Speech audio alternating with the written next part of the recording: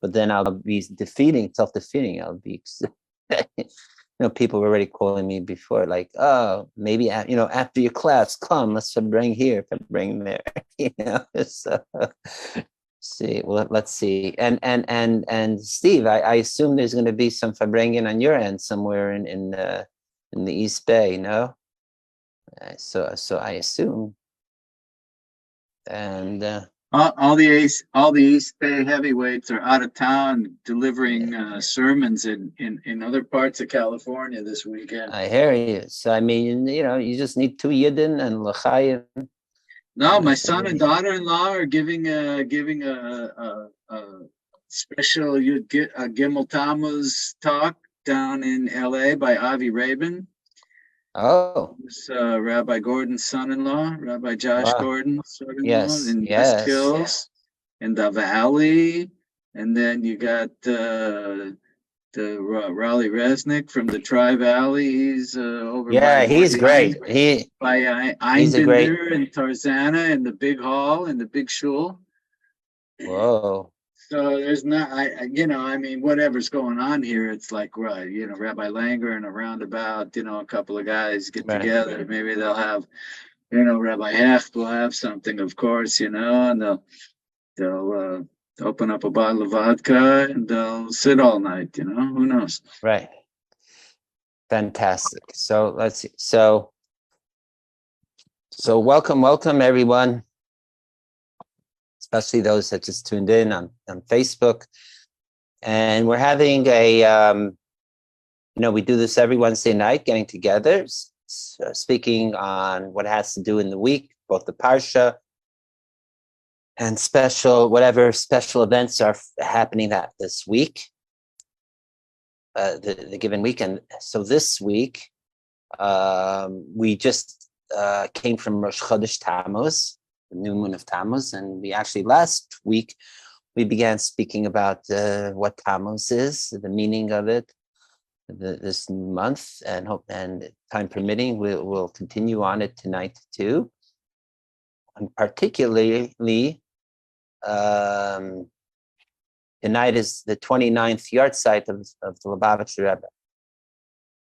And before we tuned in on Facebook, we had a mini Farbrengen already in more in-house Zoom, where we went through different aspects related to it, including, do we say Good Yom Tiv on a day like this, if it's a yard site? And we concluded that it has to do with how you feel. And in fact, as we will see when we speak about the Parsha, hopefully, that there's something special about saying Good Yom Tiv, right? That very phrase, Good Yom Tov, which is a bit redundant because good and Tov means the same thing. It means a good day, Okay, like we say double Tov, like Tuesday, which we're coming from, which is when we say double Tov, double good, which is also related to the Parsha, not just the day of the week, as we'll see. Wow, everything's connected. That's what we do here. We find connections, like hyperlinking everything.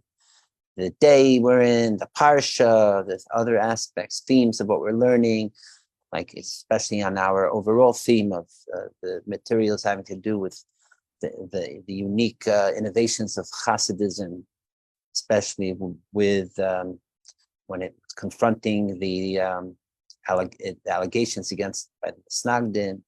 If we have time, we'll go into that later too. And it's all connected, That's what Torah is. Torah teachings, it's not compartmentalized material, but it's like one long, just like the sea. You can't divide. Look at your globe. You'll see that all the seas are all connected. The Atlantic's connected to the Pacific, which is connected to the Indian Ocean, and all, it's just one. It's just a matter of currents of how it flows from one area to the other, and every all the trillions of drops are really all part of one body of water.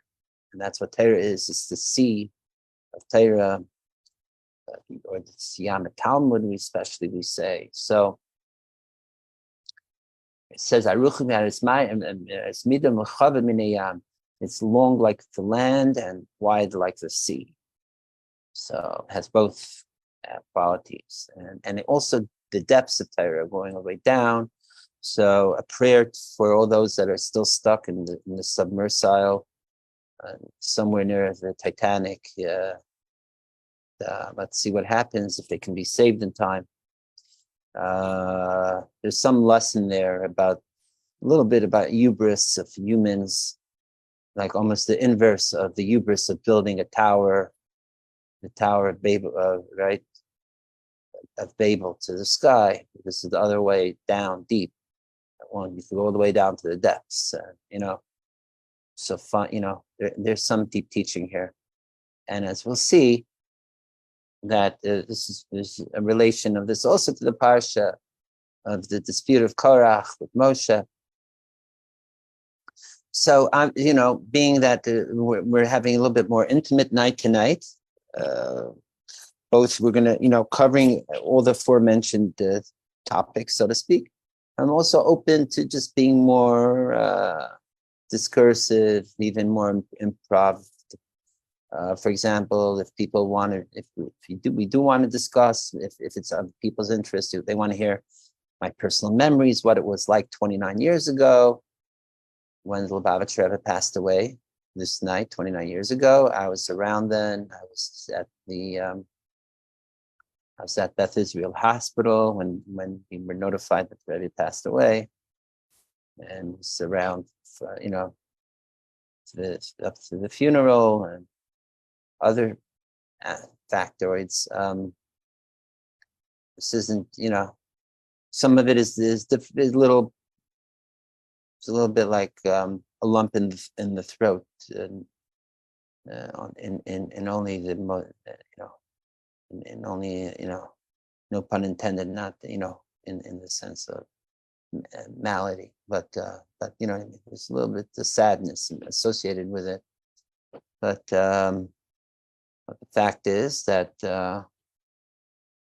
like the Rebbe would say, after the passing of his predecessor, the previous Lubavitch Rebbe, that when the children, meaning the students, the spiritual descendants of the Rebbe are alive, meaning they're continuing with that, being on, continuing in the noble work and ways. So then, then the Rebbe himself is alive, even after the physical departure. So the fact that we're entering the 30th year since the Rebbe's passing, that and things have really incredibly not only persevered, continued, but really expanded. So that already shows that at a certain level the Rebbe is still, alive. That's right. It's that we're embodying that energy. Still, it's not easy. First of all, I was in 770 last week, and I was reminiscing with the younger students in 770 what it was about that. I should say uneventful times. And I have to say, and when the Rebbe passed away, and one who's a Meshachist, but what do you mean passing Patira? Like, we don't use that word, almost. But then even he told me that same night he's going to the Oihel. He was on his way there to visit the graveside. So, meaning we don't emphasize the passing part. We could call it transitional state. And even the greatest Meshachist still once misses the Rebbe, let's call it that. All right. And as I mentioned before we came up on Facebook, this is not a Lubavitcher program. We cover all ways of Judaism and all that, but but firstly, Lubavitch Rebbe is an important figure in Judaism, and just by the mere fact that if you just say the Rebbe without designating of what group, everyone assumes you mean Lubavitch Rebbe. And secondly, it was my personal Rebbe. This is the only real Rebbe I know. I grew up with. So yes, I have a personal bias, and as I was mentioning earlier, the bulk of my learning of Chassidus and even other things was directly from the Rebbe and about Chassidus. So again, I just want to repeat here online gratitude, full gratitude to the Rebbe and to Lubavitch and to the Chabad community for all of the nurturing and all that. And even if I may not fit perfectly the build of the Lubavitcher Sidisher Chabadnik, I still it's part of the core of my soul, and will always be with me. So yeah. So just for transparency, I'm biased that way. I mean, I do, in the past I have had certain criticisms about certain aspects thereof, still do in a way, but that's not for tonight.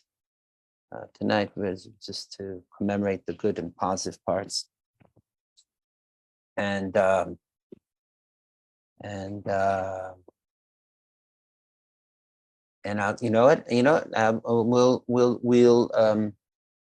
just flow right into a certain idea or certain a calendrical, like before we came on, I mentioned like this day Gimel Tammuz had to, even before the Rebbe's passing, also had to do in Chabad history with the beginning of the liberation of the previous Lubavitch Rebbe from Soviet imprisonment, and he was almost executed in 1927. And it was on this night, 96 years ago, that he was released from prison and exiled to Siberia, and then he was freed altogether from that 10 days later, and then 3-4 months later, he was able to leave the Soviet Union. So it was the beginning of his freedom. That too is very interesting. But even before that, thousands of years before, Gimel Tammuz has a very important significance, or it's actually in the Bible. Does anyone here know what happened to Gimel Tammuz many years before? All right. It has to do, hint, with Joshua. Does that help anyone? Okay, so the answer is that I don't know the exact year. Wasn't that when Yoshua was freed by the Soviets? That was Anatoly Sharansky. No. Or Yeshua, close. No.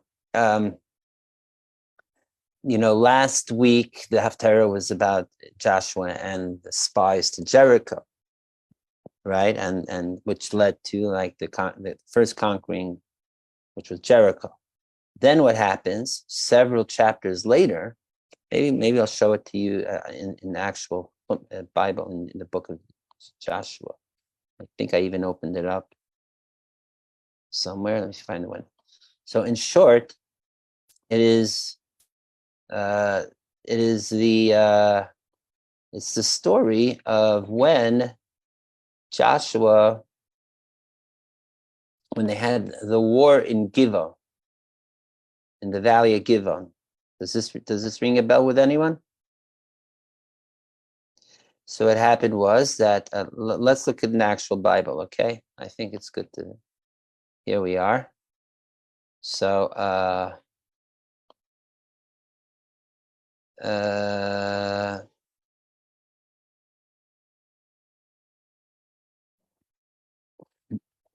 so as you could see on your screen, this is after they conquered Ai already. And they had the big city of Givon to try to conquer.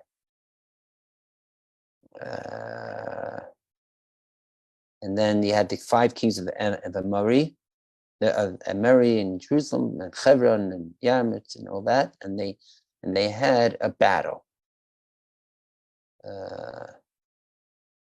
And they went from Gilgal, and Yeshua came with all of his whole strong legion. And Hashem told Yeshua, "Don't be afraid from them, because your hand, I'm going to put them in your, I'm going to, what's the word? Deliver them into your hands, right? And then, and he smote them, but it wasn't stopped. What happened was they were fighting in the outskirts of Givon, and then so Yeshua told God, they saw that they were still fighting and they still needed more time because once it would get dark, it would be hard to fully conquer them. And this is after also Hashem helped them by casting big stones from the sky, like hail. But that still was a mini miracle, but it wasn't enough. So Hashem prayed to God, or he almost commanded. He said, "Shemesh begivain dain." May the sun in Givon, may it stand. Dain means may be silent, meaning stop. And so and to let before the moon comes out. And so it was. The sun stood still. And that gave them ample time in the daylight to go. And right, and it says here the sun stood in the sky and it didn't set, and then they were able to go and conquer the Amorites. And as the pasuk continues, the verse says, "And there was no day like this before or after." So it was that, and they were delivered. So this happened on the 3rd of Tammuz, and I even remember the very charismatic head rabbi of Lubavitch, head rabbi of Australia, when I was there in 1989 at the wedding. He gave a whole, like, bombastic in a good way speech at a wedding, that Shemesh begivain dain, that sun, basically saying that so too in Lubavitch, like the sun never sets on the British Empire type of theme. So too, the sun never sets. And we could say the same thing, that the sun that never even, and that's what's very interesting, that even though Gimel Tammuz is now passing the Lubavitch Rebbe, you could say that too, that the sun of Lubavitch, the SUN of Lubavitch, also has not set, even though there was the physical passing. Moreover, like we know that Moshe and Moshe and Yeshua was the successor of Aaron, and Moshe was compared to the sun and Moshe to the moon, that by Yeshua saying that or with God's by supplicating to God to have and effectuating that the sun should not set, it's almost signifying that even that Moshe himself, even after his passing on the 7th of Adar, and even though now the Israelites are in the land of Israel, and Moshe was buried on the other side of the Jordan, well, but still, Moshe is still alive and still with them, and helping them, and they're guiding the people. And that is so too, the leaders and the righteous, specifically great leaders like Moshe Rabbeinu, are immortal in that way. continue. Now it's interesting. The last time that being that's Gimel Tammuz, we'll share some teachings from the Lubavitcher Rebbe, especially on the significance of the day and the parsha. So actually, in the last Farbrengen gathering the Rebbe had for this week, that means in 1991, before he had a stroke, the Rebbe asked a very, what was great about the Rebbe's approach of learning is many a times he would ask very almost deceptively simple questions, right? So the Rebbe asked on this story with the sun being held up in order as a miracle, in order that they have daylight, sunlight, so they could conquer the enemy. So Rebbe asked a very obvious question. If Josh was asking for a miracle and God's doing a miracle, so why is the miracle to hold the sun up so they have the light to battle? It should be a greater miracle. Just create a miraculous way that they just beat the enemy. They don't even have to continue the battle at all, right? It's like saying, you can make a miracle to keep the lights on so you could continue doing the battle. But a greater miracle would be if some great zap energy field came and just, like at the end of Lord of the Rings or something, just like totally obliterated the enemy, Wouldn't that be the greatest miracle? Like, what's going on here? Okay. So to answer this question, it's related to the Rebbe asked the same thing about his own father-in-law. Why did it have to be that the redemption had to be in stages from the third Tammuz to the 12th Tammuz to leaving Sovdin? Should have just right away been one big miracle, be free. So too in our parsha, and not being that tonight's not such a linear night, so we'll share it this way. Let's do it this way. So just to give a very for just a refreshing of what the parsha is like. It's interesting that our parsha, unlike let's say last week's parsha or others, where you have like multiple things happening in the one parsha, or even if there's one major concept, but there's some other elements related to it. Like last week wasn't just about the spies, even though that was the main narrative, but there's also things about the wood collector and tzitzis and challah and blah blah blah. But our parsha is more or less from beginning to end, more or less around the same theme. It's the theme of Korach challenging leadership of Moshe, and Korach also wanting to be a leader, and specifically to be like the Kohen, to be the high priest, certainly take over his clan, right? Because it was his cousin Tzafan that was the head of his clan, even though Tzafan came from the younger son, the younger brother of Amram, which was Uziel, and Paz came from Yitzhar. So it's Korach claimed that he should be the head of his clan, or for that matter, he challenged the whole leadership of Aaron, Moshe, and all this, right? And there's a lot of details on what this challenge was and how to understand it. Time permitting, we'll go into it. So after that whole challenge, what happens? So Moshe falls on us. To make a long story short, he goes and he's also told by Hashem to go and bring together the fire on the copper shovel, so to speak, and the incense and the fire goes out and obliterate and burns up Korach and the 250 challengers that he had, because Korach got a whole group to challenge too.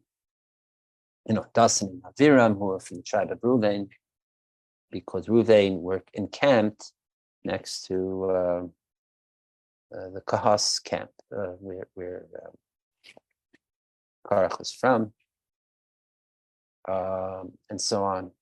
And then they were obliterated, but it doesn't end there. What happens? The people, Israel, are now complaining again. Like, what's going on? Like, they're complaining, almost like defending the mutineers, the rebels, that they were killed off, which is in itself a strange twist in the story. And so then what happens? So then there's a plague comes out. And that is when Aaron goes with the incense and to stand between the living and the dead, and shows through the powers of his prayer and incense that it selects those who are challenging their leadership in that way, and brings to an end those, and others stay alive. That's the Magefa Batayatza, and right, that's the plague, so to speak. And Aaron finishes the plague. So basically, the plague takes on over the people and is going to obliterate everyone. But then Aaron uses his incense technique, and that saves the people, the majority of the people, and only 17,000 plus are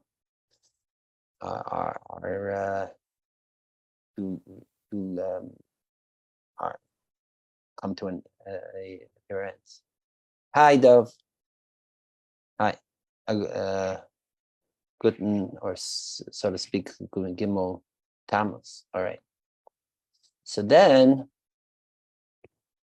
after that, then Hashem says that now we got to establish. So it's clear to everyone that Aaron is the real leader here. And therefore, may all the heads of the 12 tribes bring their staffs and bring them together, and put it in front of the holies and give it overnight, see what happens to it. And lo and behold, all the other 11, nothing happens to them, but Aaron's staff begins blossoming with the blossom and the flowerings of almonds, like from an almond tree. And if anyone's seen almonds blossom, which I have, if you go out in Northern California, is in the Central Valley, there I've been to almond orchards where as far as the eye can see, there's almonds upon almonds, and there are these beautiful white flowers come out, and they blossom out, and they show, and this was the sign that really that God's on Aaron's side, so to speak, right? And he made parach mata Aaron, as the pasuk says. So now, why specifically almonds? So it's brought down because almonds are the Gemara even has, this is one of the quickest blossoming trees. It takes just 21 days. So it's showing, like the word for in Hebrew for almond is shkedin, like the word from shkida, which means being diligent or being quick, expeditious.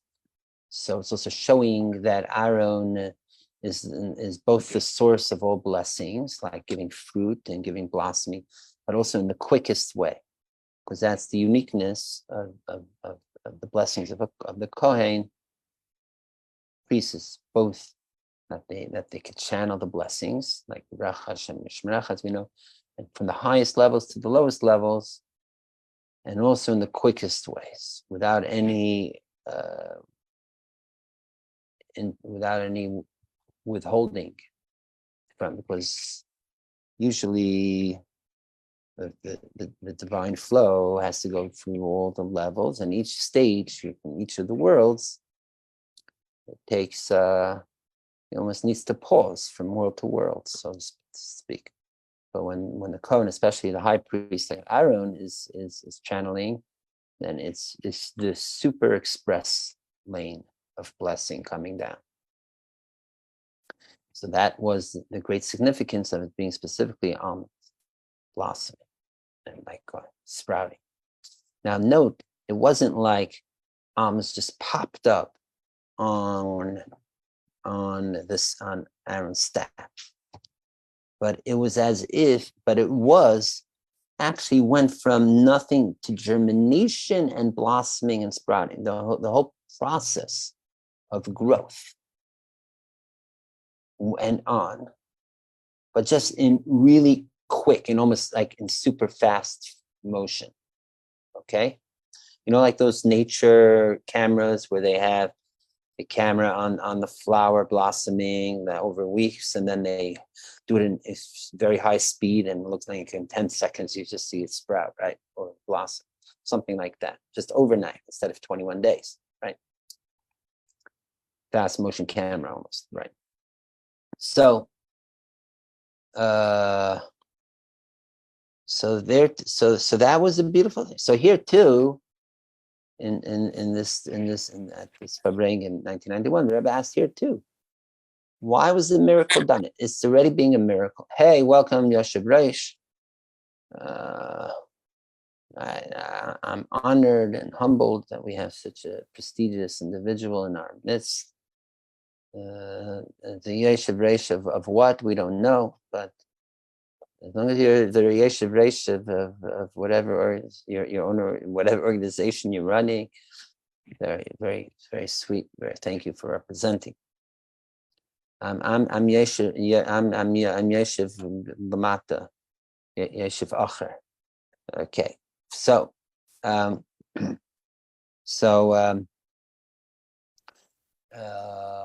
I mean, Yeshiv Reish is maybe also, maybe you're signifying that Korach wanted to be the Yeshiv Reish over Moshe Rabbeinu and Aaron. Who knows? Okay, so here too, the Rebbe asked, if it was to show quickness and all that, so the miracle should just been that just almonds appear right away on the staff. Why did it have to be that actually went through the whole growth process, albeit in very in high speed to there? It should just to begin with just be almonds sprouting, right?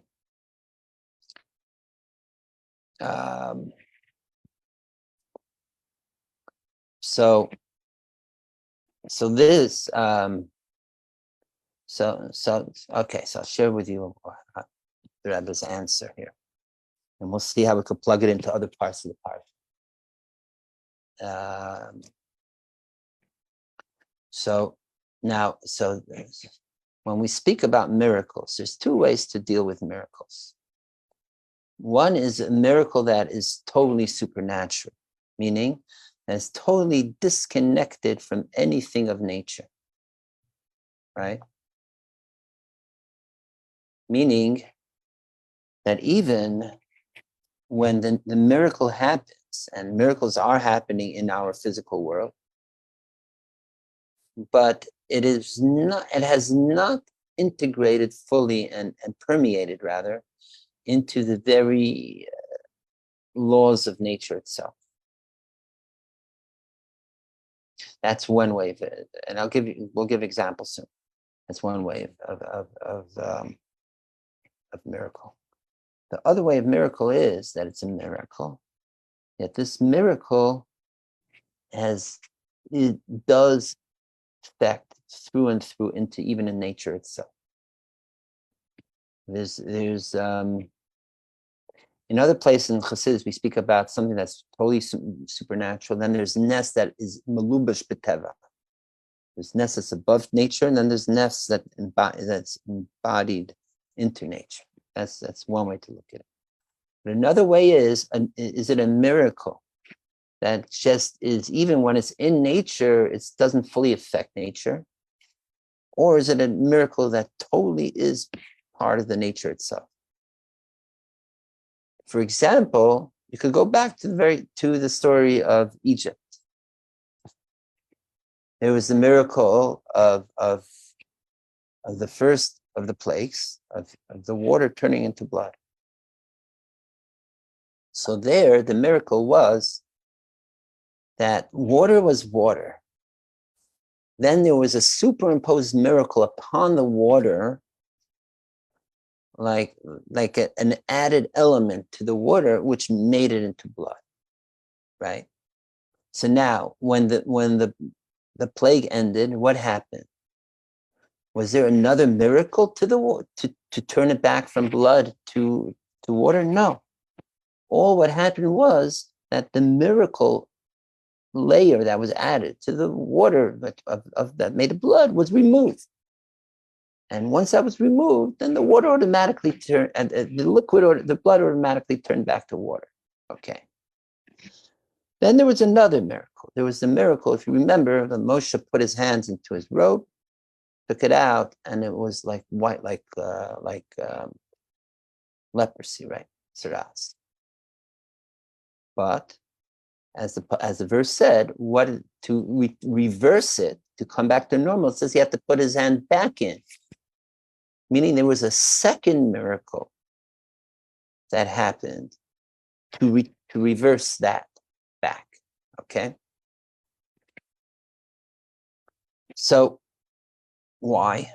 Because again, in the case of water turning to blood, it was just a miraculous energy power was an added element to the water to make it blood.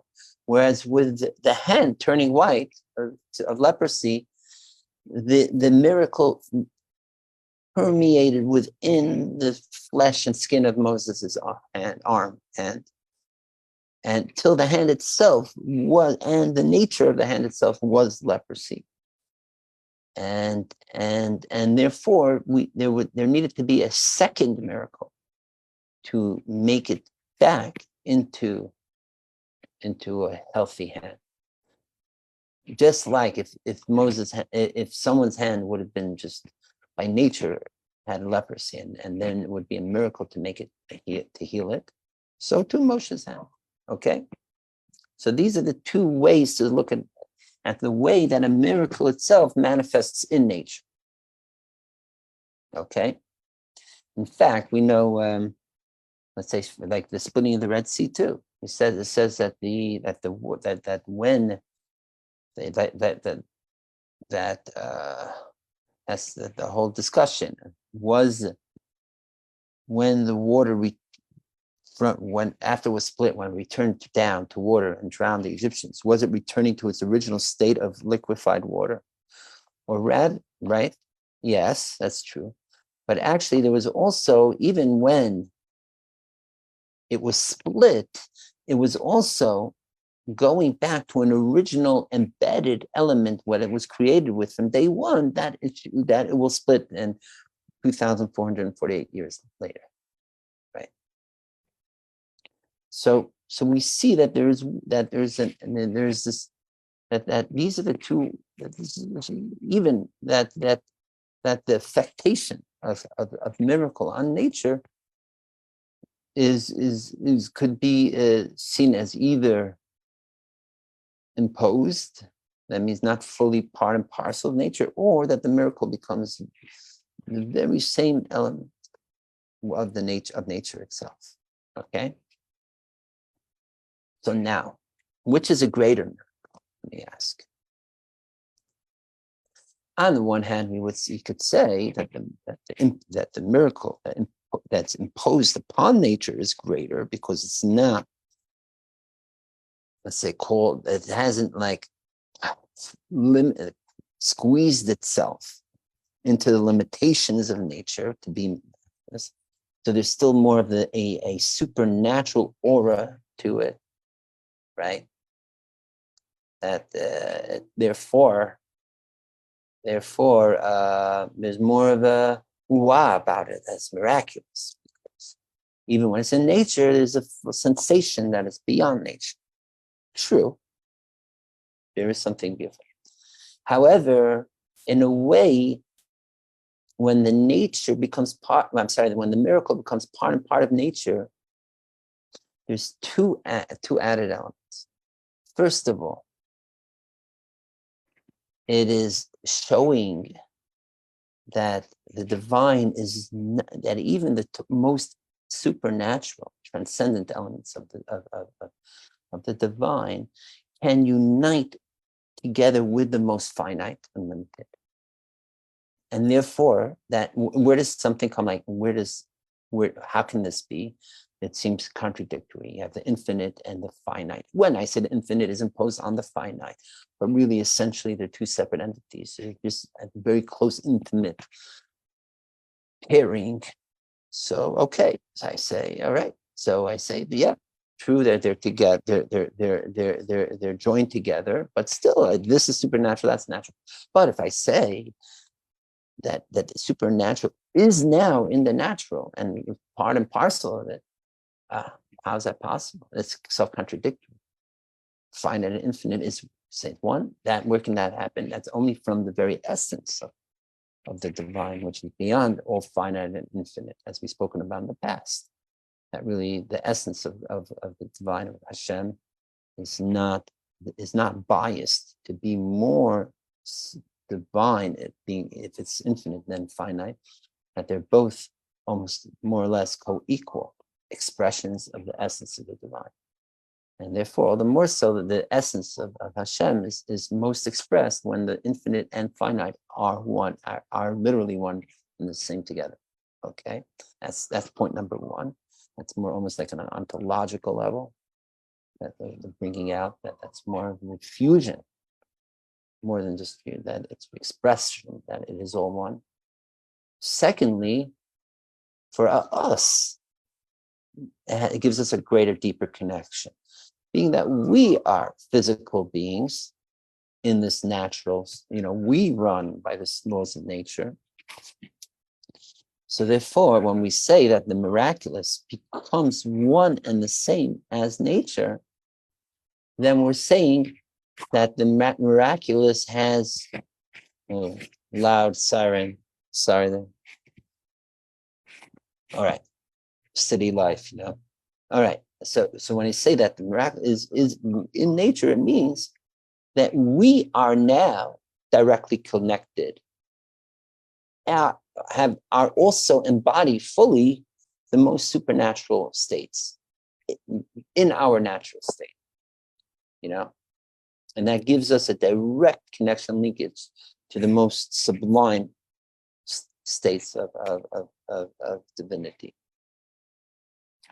And in fact, the whole world is created like this, right? And this is another great thing the Rebbe said at that Fabring, and it reminds me, even when I was younger, when I was like 14 years old, I remember the Rebbe speaking about this, and it really blew my mind then, that really, really God is Kol Yachol, the words. God is all, can do anything, all possible. So in the second part of Tanya, the first Chabad Rebbe goes and explains that God manifests in the world every moment. It's not that the world was created 5,783 years ago plus, and then now it's on order drive. Rather, every moment, second, even now, is as if it's the first second of all creation, ex nihilo, it's called, out of nothing. And that the divine energy is embodied. It both creates every second, like the beginning of Genesis, and is totally embodied in all physicality. But really, if God is of all possible beings, like,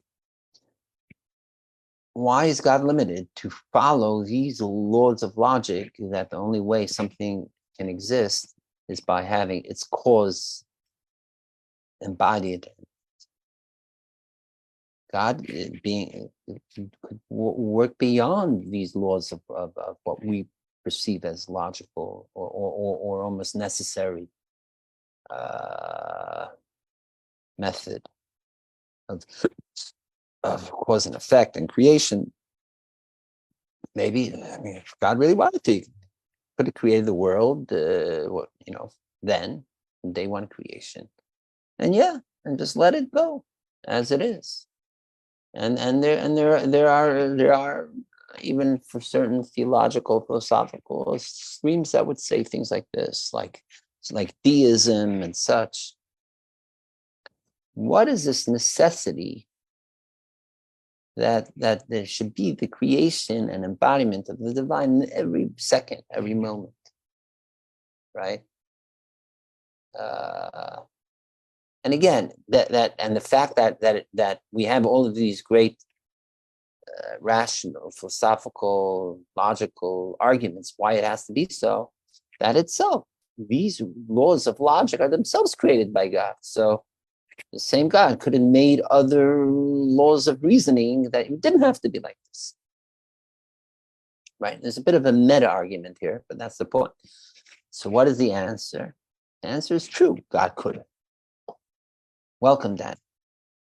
You're here. We're all here. Great. But the reason why there is the manifestation of divine in every second moment, as if it's the first second of all of existence, is precisely to make this point that we were saying before, that the most miraculous, most sublime of the divine is intimate with us in a most imminent way. That becomes the most personal relationship we have. That when we look at the apple on the table or the sun in the sky and all that, it's not something that, like they say, the light that we see of a star sometimes could have already been dead from millions of years ago, and we're just getting the light now. But no, this is divine presence we're looking at and having a contact with in this very present instant. That's the point.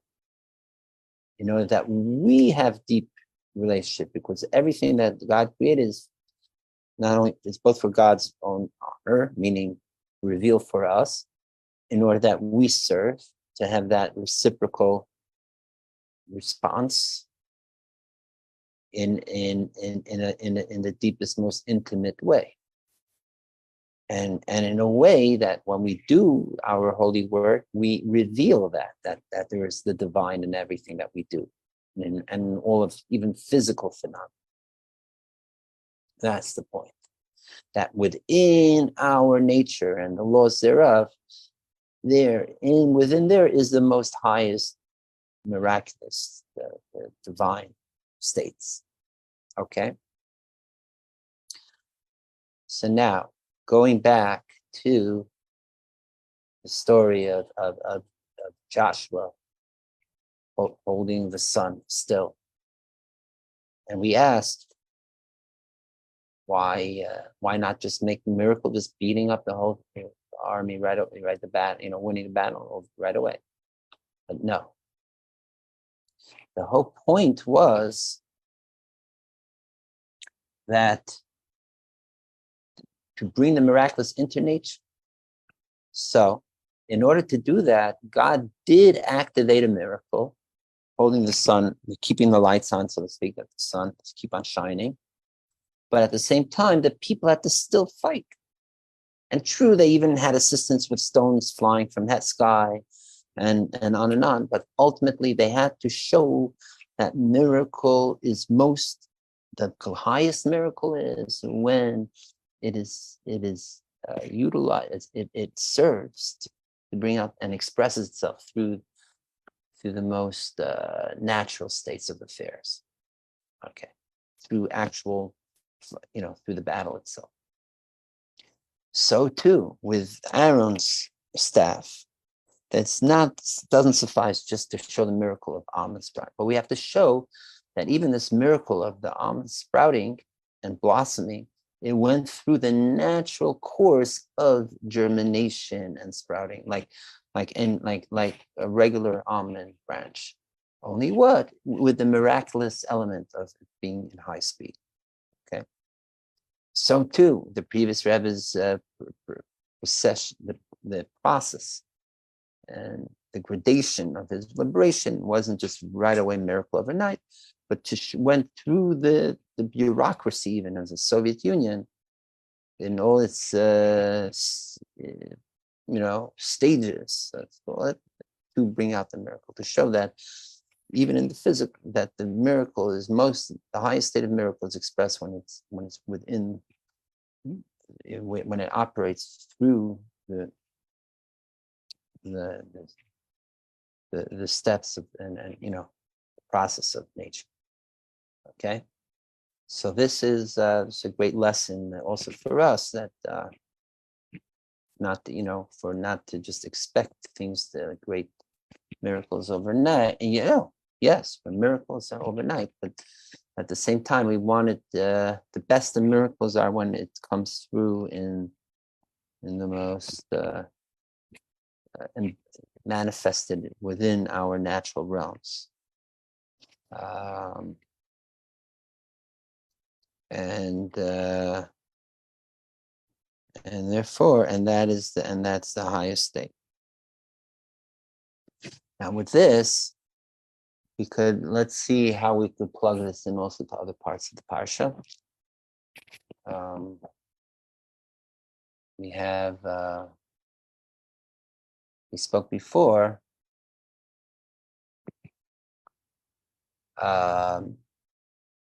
about, we already gave it an overall description of the story with Korach, beginning of our parsha. So the truth is like this. When was, if you research, you look into what the actual chronology of events of when Aaron and Moshe were designated as the leaders and yada yada, that happened, like specifically Tzafan to be the head of the tribe of Kahas, the subgroup of Kahas, from Levites and all that. That actually happened before the whole story of the spies. Right, the spies happened year 2, as we know, in like the end of Sivan, which is like these days. We're in the middle of the 40 days when they were scouting Canaan. But the whole thing with Moshe and Aaron, all that was months earlier. So the question is, right? So the end of the story of the spies was Tisha B'Av, right? That's when it all went down, when they returned, 9th of B'Av. And then, so if we read the Torah chronologically, it was after the story of the spies and Tisha B'Av, that is when the Korach started challenging the leadership.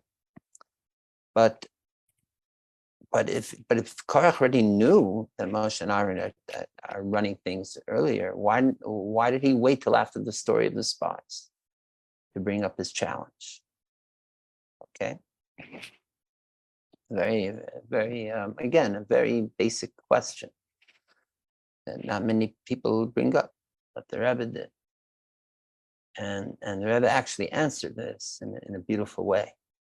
And in a way, like we've been learning from the beginning from the book of Bamidbar already, from the first parsha of the book of Bamidbar, how all the parshas are linked, and it's one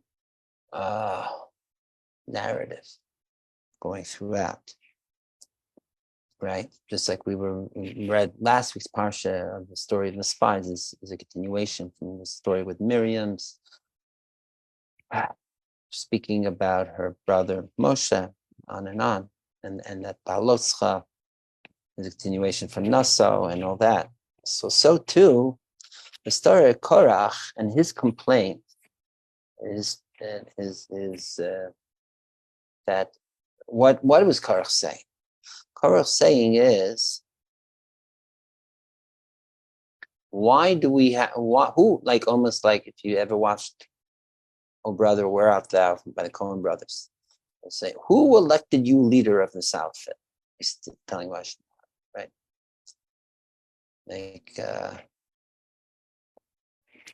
Like Now, this challenge to leadership is coming up to Koch precisely as a repercussion and continuation from the story of the spies.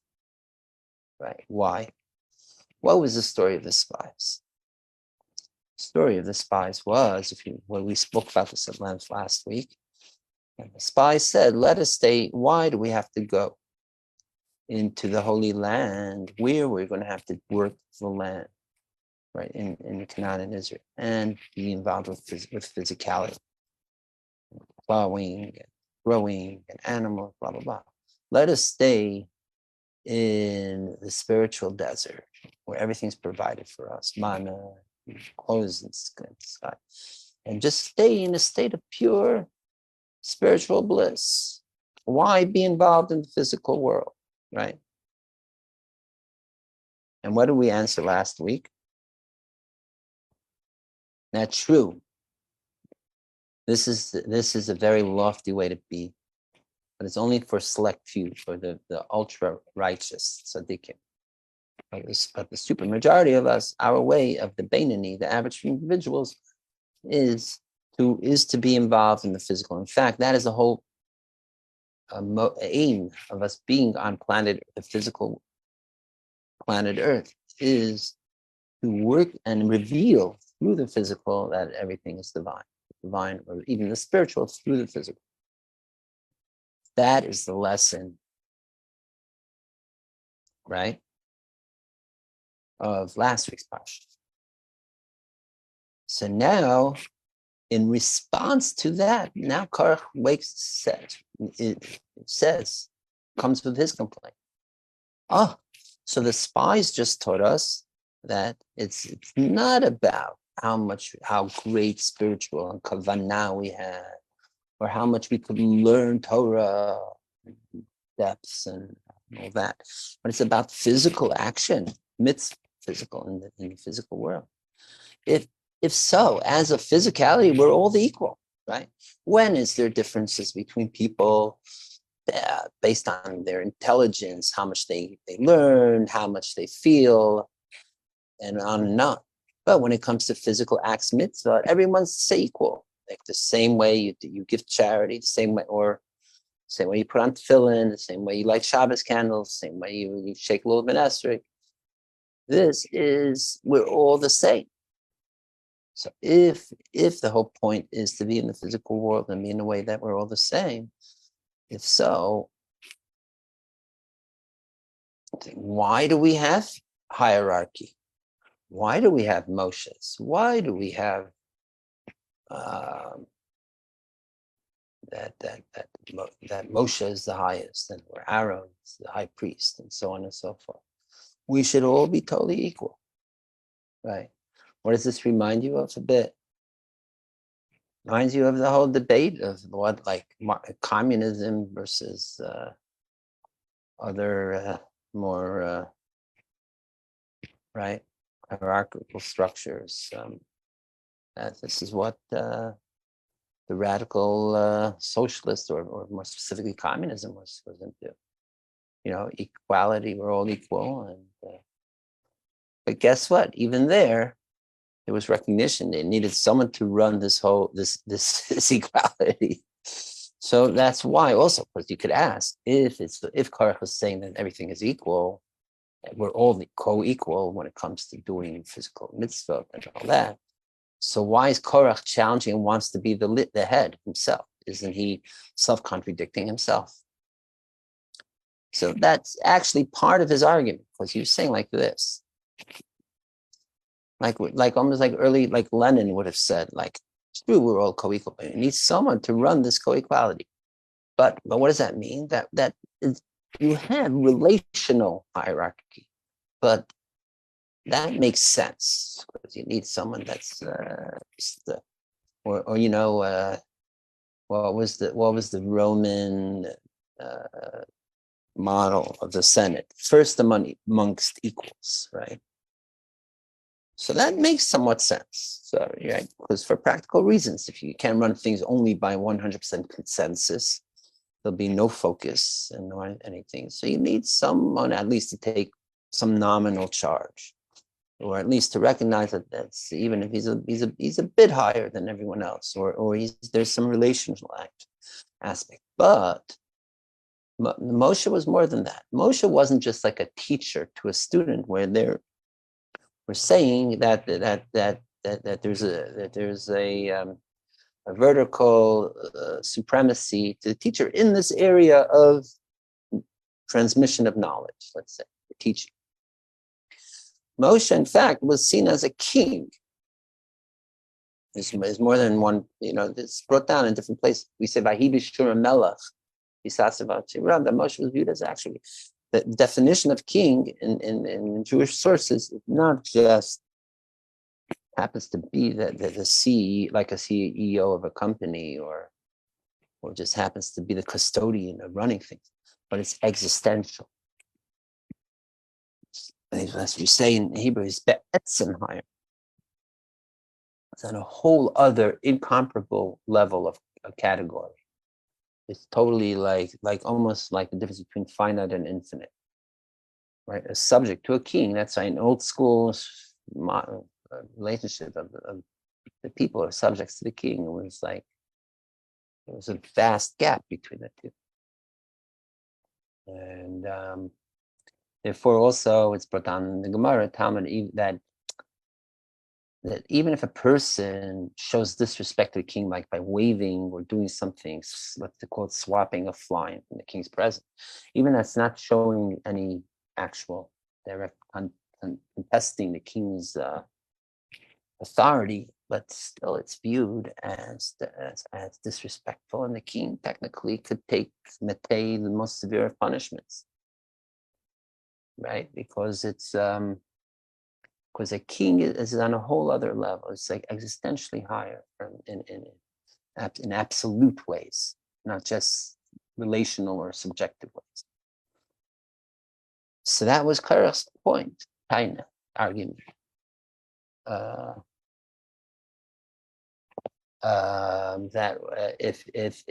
okay, so maybe we needed someone to run things, but it shouldn't be in a state of like total of such absolute leadership,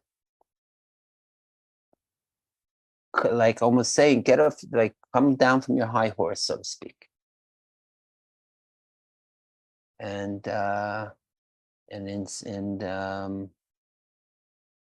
because if the whole point is ultimately to be to be down here on earth in a way that of the common, most equal common denominator of all, then we should all be in that state, right? So why this whole thing of, like, remember we said Naseis Rosh a few parts ago, that Moshe was like on a whole other level of height. So the answer to this is, and the response that Moshe had to Korach, to his argument, is like this.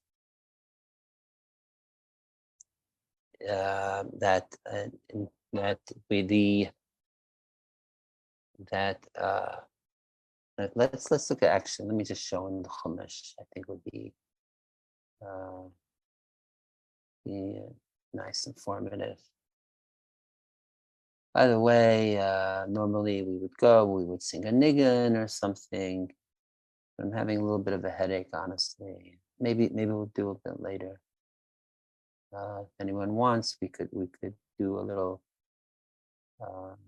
musical interlude at some point. Okay. All right. All right. First, so here, so again, let's just read a little bit of the parsha anyway. It's good to, and I'll just riff off some stuff as we go along. Vayikach karach took. What does it mean? He took. So it says what it means. He persuaded with words. Kicha bidvarim, with words. He had the art of persuasion. That he convinced others, primarily 250 others, and not just regular people, so like prestigious princes of the people, to go on his mutiny. Yeah, and they said to like you have you Moshe and Aaron, Moshe. Why you make yourself holier than thou? Everyone's holy. Like we just said, we all are co-equal when it comes to bring the holiness out of the physical, mitzvah. And Hashem is amongst Hashem. Yud-Kei Vav-Kei. Yud-Kei Vav-Kei is the name of God that manifests into, bringing together even in those worlds. Why are you making yourself higher? So then it says, Vayishba Moshe heard Vayipol upon it, he fell on his face. Even before, this is a great lesson, even before everything, he fell on his face. Even before he answered.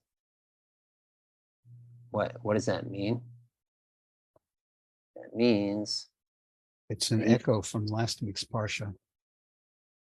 What, with the 13 attributes? Is that what you mean? No. When he and Aaron both fell on their faces. Right. When they were also there. Very good. Yes. But falling on the face here also is somewhat related. Why? Because this is since that what is Korach complaining to Moshe? Why are you making yourself so great? Right? Now, what is Moshe? Allow, no, allow again, allow. Well, let me see. Okay, wait now. Okay, and Johnny, I had to mute you because I was hearing feedback. Oh, who is this, Johnny? Johnny Cocoa Pops? Johnny Jimenez. Very cool. Oh, with the cap. Holy brother. All right. Thanks for joining in. Yeah, we got we're representing tonight. Great. So Korach is challenging Moshe for holding himself bigger, meaning of being greater than himself. What is the one main characteristic we apply to Moshe, as we had it a couple of parshas ago, that he's Moshe anav mi'od mikol ha'adam asher b'nei adam. He's the most humble person. So Moshe here is Korach telling him, why are you holding yourself so big? So before anything, he has to fall on his face, meaning he has to go back and search in himself and express and actually physically show that really he is in this humble state. Like ironically, when the humble person is told you're not humble, that brings out in him even more humility. You know what I mean? To really check, maybe he's not, how can I be called humble? I mean, can we be called as egotistical? Maybe I am egotistical. It only comes through humility that someone would question their own humility. You understand? Does that make sense? That's the true humility. So, in fact, it's a beautiful story. I think it's with the Chayz of Lublin that that once there was a Misnagdim in his town in Lublin, I suppose, and he would always start up a challenge to Lublin, Chayz Lublin. He would say, "Look, what are you holding yourself so holy? You're such a Rebbe. We all know who you are. You're just another guy. What? Just stop all this nonsense, making yourself such a Rebbe, tzaddik, Rebbe. You're not, So Lublin said, you're right. Out of his humility, the Chayza said, you're right. What should I do? So the Rav said, you know what you should do? Next time your Chasidim come to shul and you're around gathered, just go up on the bimah make an announcement. Everyone just know, really, I'm just such a charlatan. I'm not such a tzaddik as everyone thinks I am. And that's it, just tell everyone openly that you're not. So, I said, it's a great idea. So it was. So next time, all Chasidim come to shul, Chayzer gets up. He said, I'm sorry to blow my cover to everyone. Just know all these years I've been faking it. I'm not such a holy yid. I'm not such a big tzaddik. I don't know why everyone's following me. So that game, give up. All the Chasidim hear this. They go, oh, now he's a real tzaddik. It's almost like that Monty Python line from the Life of Brian. Only the true Messiah would say he's not really the Messiah, right? Then all the more so, that's the proof. So before you know it, the Chayzer became even more popular. He has more Chasidim running to him. The Misnagdim Rav sees it, and he's like, he's beside himself. So next time he sees the Chayzer, he said, I think it's Moses and Yaakov Yosef. Look, obviously it's not worse. So now you have to go to shul next time and tell everyone that you are a tzaddik. Tell them openly you're a tzaddik, and that way they won't respect you anymore because they'll think you're egotistic. To which the Chassid responded, Rabbi Yid, I'm willing to say whatever, but I can't lie anymore. A lie I won't say that I'm a tzaddik. You know what I mean? So same thing in a way, like Moshe Rabbeinu is being challenged that you're a tzaddik, Don't worry, you're holding yourself a tzaddik, come out. So he has to fall in his face. There. Similarly, there's a story actually from the. By the way, another story of the Chayzer, it's related. It's a story of I don't know if it was the same Rav or not. He comes to the Chayzer and he says,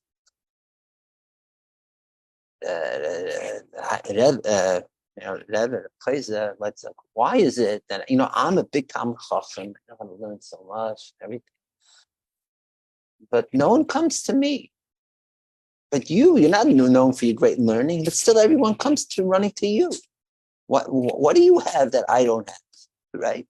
To which the Chayzer responded, it's a very good question. Very good question. I don't know either, but I think the answer is because your question is, why doesn't everyone come to you? My question is, why does everyone come to me? So that's the reason why people come to me. Because I don't know why people come to me. I don't feel worthy people should come to me. So maybe that's the reason why they're coming to me. Whereas you want people to come to you and think they should come to you. Therefore, and that's why they're not coming to you. You understand? So this is the whole leadership reverse psychology related to this. So too, they say about the Alter Rebbe, but once also, Misnagdim came to him, says, what's this whole thing? You're holding yourself as a holy Rebbe. You have all these great assistants and a whole court. Don't. What are you holding yourself so big? Have a whole big entourage. Maybe just be a Pashto. So the Alter Rebbe heard this, and he felt he put his hand on his shoulder. There was sometimes Alter Rebbe would get into meditation, put his head down for a while in deep thought, and then he picked his head up. And he said, he gave an answer. He said, why, the head, we all humans, we're connected head and body, right? But still, so it's one part of the same, for big form, our necks connect. But still, when it comes to clothing, we unless you're wearing a hoodie, they didn't have hoodies back in the day, but usually separate things. We wear a suit shirt for your body, and then a separate piece of clothing for the head. Why is that? Because even though it's the one, but the head is still something more unique that's given more designation. So he's implying, being that he's the leader of his community, therefore, yeah. So for whatever, so this was enough of an answer for this Misnagdim. Good. So the Alter Rebbe's son, Rebbe David Baird, who became later the Mitzvah Rebbe, here's heard the answer of his father. He says, Tati, that's a great answer. Speaking of hat, right? Johnny's showing us. Yeah, salute. Yeah, baby. How many stars you got on that? Or you have space for the stars? Let's pin you. 220 West. Oh, man. Oh, you're a doorman? 220 West 93rd. I know where that is. As a former Upper West Sider, certainly. That's yeah. He's actually a friend of mine whom I invited. Awesome. Welcome. Yep, I just met him. I passed by his building a few minutes ago when I showed it to him and sent it to him. And Great. yes. Everyone's welcome. Yeah. Yes, yeah. From the lobby to the penthouse, everyone. Right. Yeah. So he said, so he says, Tati, like, okay, great answer, but tell me, why did you put your head down before you answer? So he said like this. He said that because I was thinking about this actually our parsha where it says that Moshe fell, like, right, put his head down before he answered Korach. Like, why didn't Moshe just answer right? Why did he pull up? Because Moshe was thinking like this: everything that maybe Korach's, allegation against him is a divine, that he's a shliach from above, from Hashem, and that there's validity to Korach's allegation, right? And that Korach means it for holy purposes, and he's actually just channeling the divine message to him that Moshe really shouldn't be on incomparably at a higher, existentially higher state from everyone else. Maybe there's some like holy validity to it. So therefore, the first thing is Moshe had to fall down, had to think. Is Korach's art claim coming from holiness or not? And only after processing it and he realizing that no, that really it's that there's that as much as Moshe was the most humble of people, but still there is a place for Moshe to be Moshe, to be the almost king-like leader of the people, and as we'll soon see why, and to that, and therefore Moshe knew that Korach's claim was not coming from a holy place, and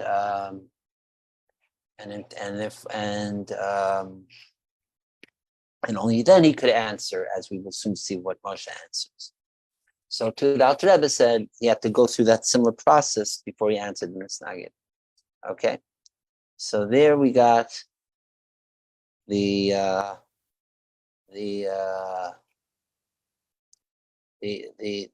inner, the inner deeper expression, meaning of the details of this dialectic between Korach and Moshe.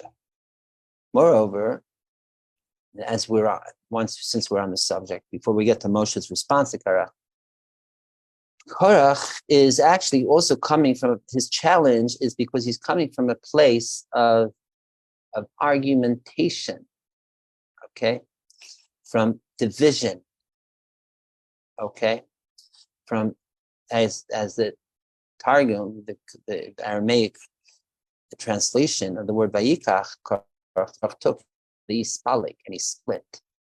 In Hebrew, splitting. That's the irony, that Korach was claiming that he wants everyone to be one co-equal, yet he was creating division. Not understanding that true unity of people is not that everyone is exactly co-equal, just carbon copies of each other. But we do have certain, everyone has their unique tasks, their unique designated ways of expressing it and being whole. Like our very bodies, we are not just one head from head to toe. We're not just a hand, but we have different parts to our body, right? Obviously, eyes, ears, nose, and it's all the limbs and parts of us in one collective and symbiotic interactive body that makes us a functional and being. And there's the heads, the feet, and all that, but it's the same body. But each limb has its unique designation and quality.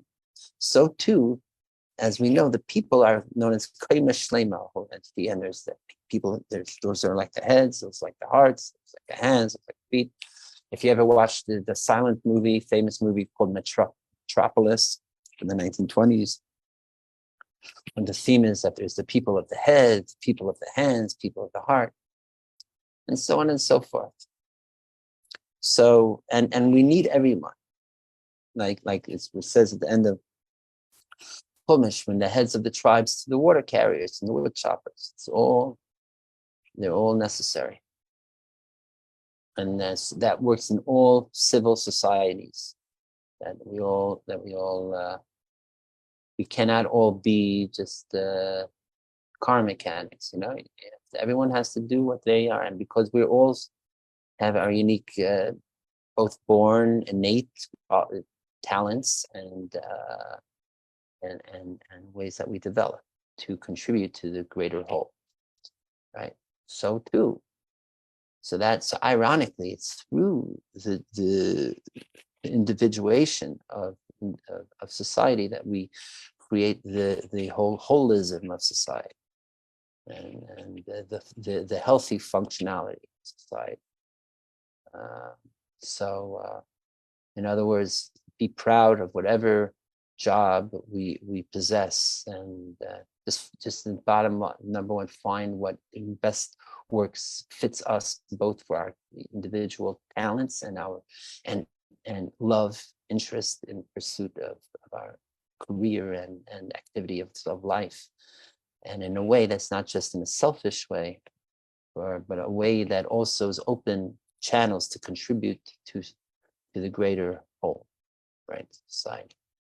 And that's the best way, when we all be the best of who we are, not when we try to be some other type of person. No, be the best that we can be.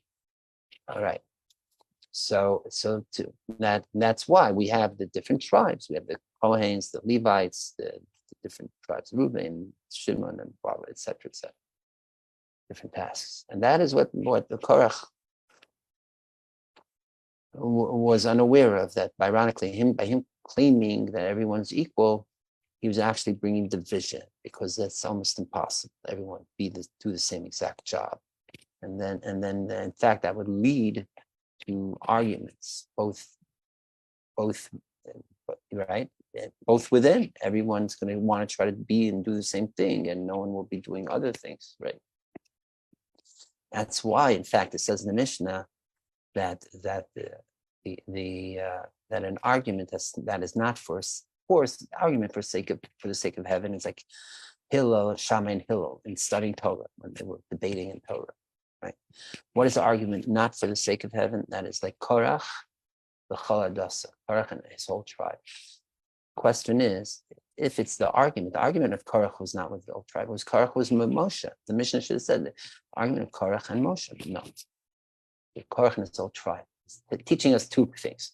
First of all, that Korach's argument was one way. It wasn't Moshe reciprocating, arguing back to Moshe. Korach was just pushing his argument, trying to bait Moshe into the argument. But Moshe was smart enough not to fall for it. That's A. B, that Korach's approach to his argument, and the way we know it wasn't for the sake of heaven, was because ultimately they started infighting. That the argument just splintered the people within, all the 250 and so on, right? Because again, we all cannot be the same. Excuse me. Yeah. So that, and there's gonna be some more points to this. What is Korach? The nature of Korach. I just want to get to another point, and then maybe we'll loop back to Korach a little bit more. So let's go to what was Moshe's answer. Oh, by the way, this whole thing is splitting. Just so you know that Naim Elimelech, the argument of Korach is the spalling. The splitting is actually, he says, goes back. It goes back to the very division of all of existence. When God split the waters at the beginning of creation and to create the sky, the Imadim and Mayim Lamayim, right? The upper waters, lower waters, the sky. They were the first time we have the word Imavdil, the split. And that evolved all the way down, which incidentally is why on day 2, the word kitov is not there, because it was the beginning of division, splits. Because and that too, by the way, is connected to the name Korach. Korach also can mean ice. What is ice? Ice is the coalescing of water, right? When water, we were speaking earlier how all the seas are connected, and there's one, and the nature of water is to unify with other water. Ice sort of hardens and makes separation, in fact. So that's what Korach was. He's also cooling off the passion of the people for Moshe too, and all, right?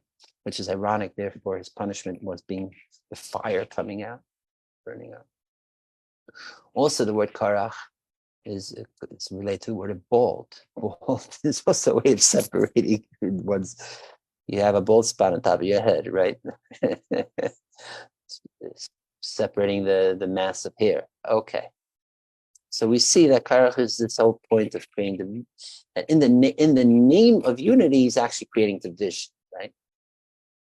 So what is Moshe's response to all this, as we'll see, is no.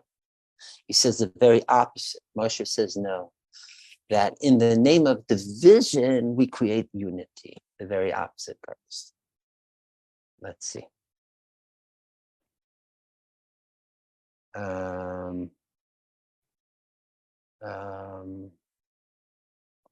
to Parsha.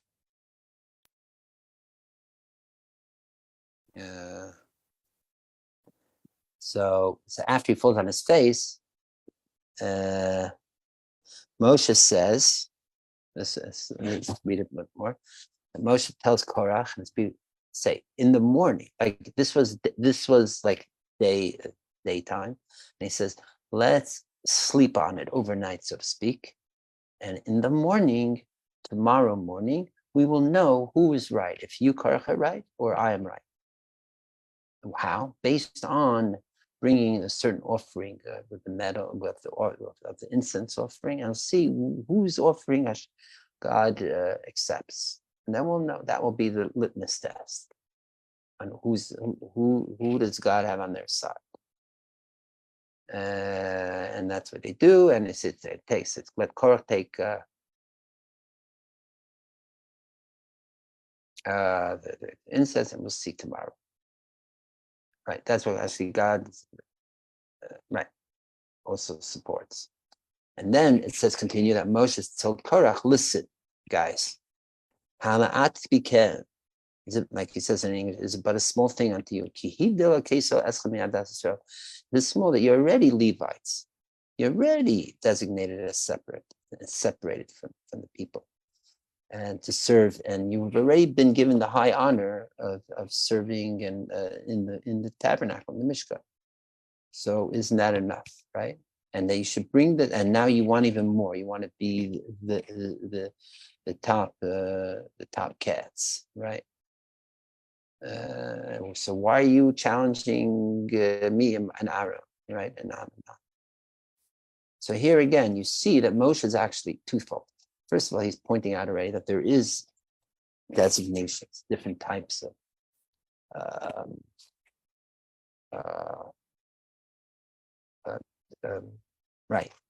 delegated tasks, or even core distinctions between the people of different tribes, and that Levites do have a special place, greater quote unquote people, and there are, and the word again, hivdil, separate. But here hivdil is in a good way to bring up something greater, as we'll see. Moreover, he says, and this is a question, he says to wait in the morning to answer. So the question is, what's this thing to wait to the next day? Why don't they just do it right away? So Rashi answers, in other words, why don't they just make the incense challenge right away? Why do they have to wait for another day? So Rashi gives two answers. One is to give them the time to do tshuva, right? And so give them overnight, and then they could see that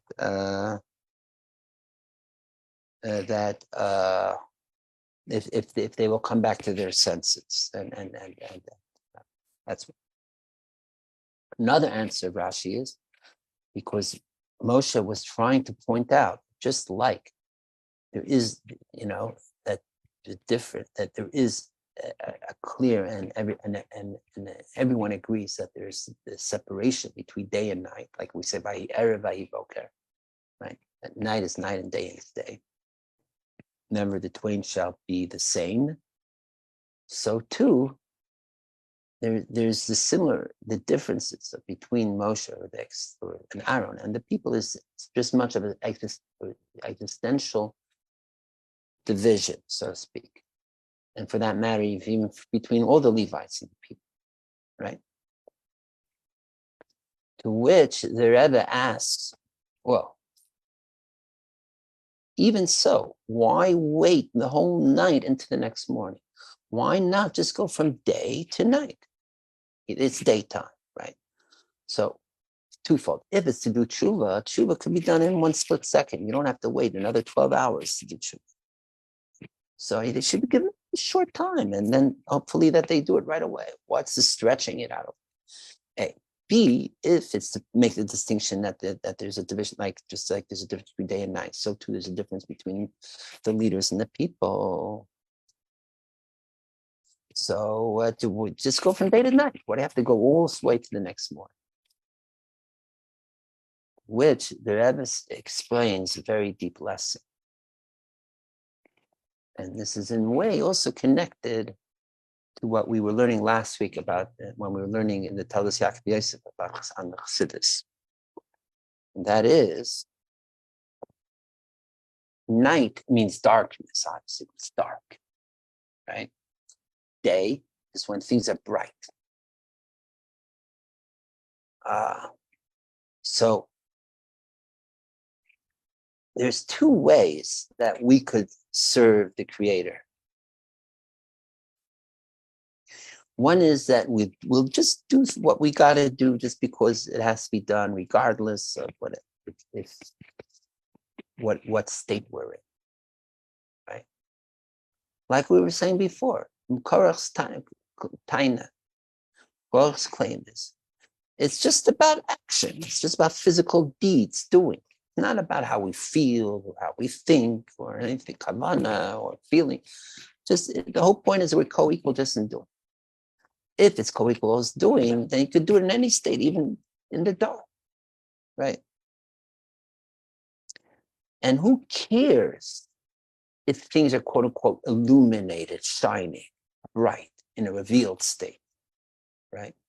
Think about it. You have a diamond. A diamond, whether it's covered with mud or not, it's still a diamond, right? It doesn't lose its value. Only what? For us, it's not shining, glittering, but the diamond remains, it's full, and what it is. It doesn't change just because it's covered with mud. So too, Korach's claim was, if it's all about action, then why should we need to do our actions in mitzvot in a way that they illuminate, have to be bright? Let us just do a mitzvah, even if we don't have our full intention in it, full feeling in it, etc., etc. It's good enough because it's all about the physical world, right? As it's a good time in a way, but no, this is the answer that Moshe is responding to Korach. He said, "You think that's only just to do, even in the dark, but no. Ultimately, it's not just about doing, but it's also about presentation and appearance, and to making it right, to reveal, right?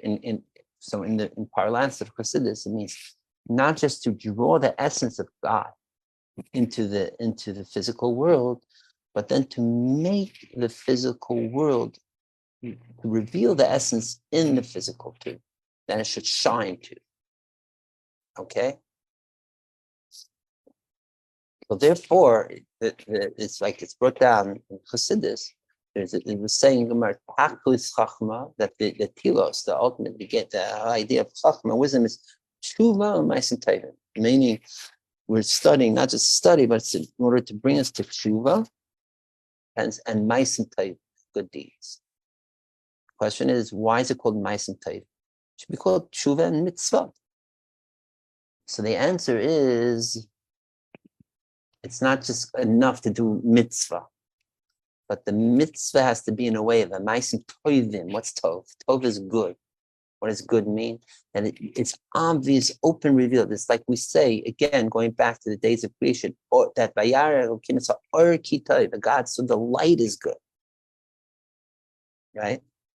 That shiny, that's what makes it good.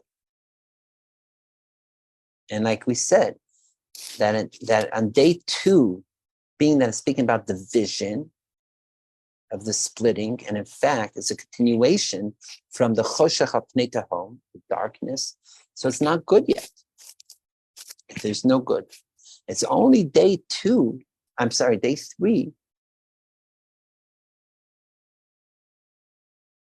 when that it comes out. Then we start saying it's tov lashamayim, v'tov, double tov, good for heaven and for beings, because and then that follows the day 4 with illuminations. So too, right? That, by the way, that's also why.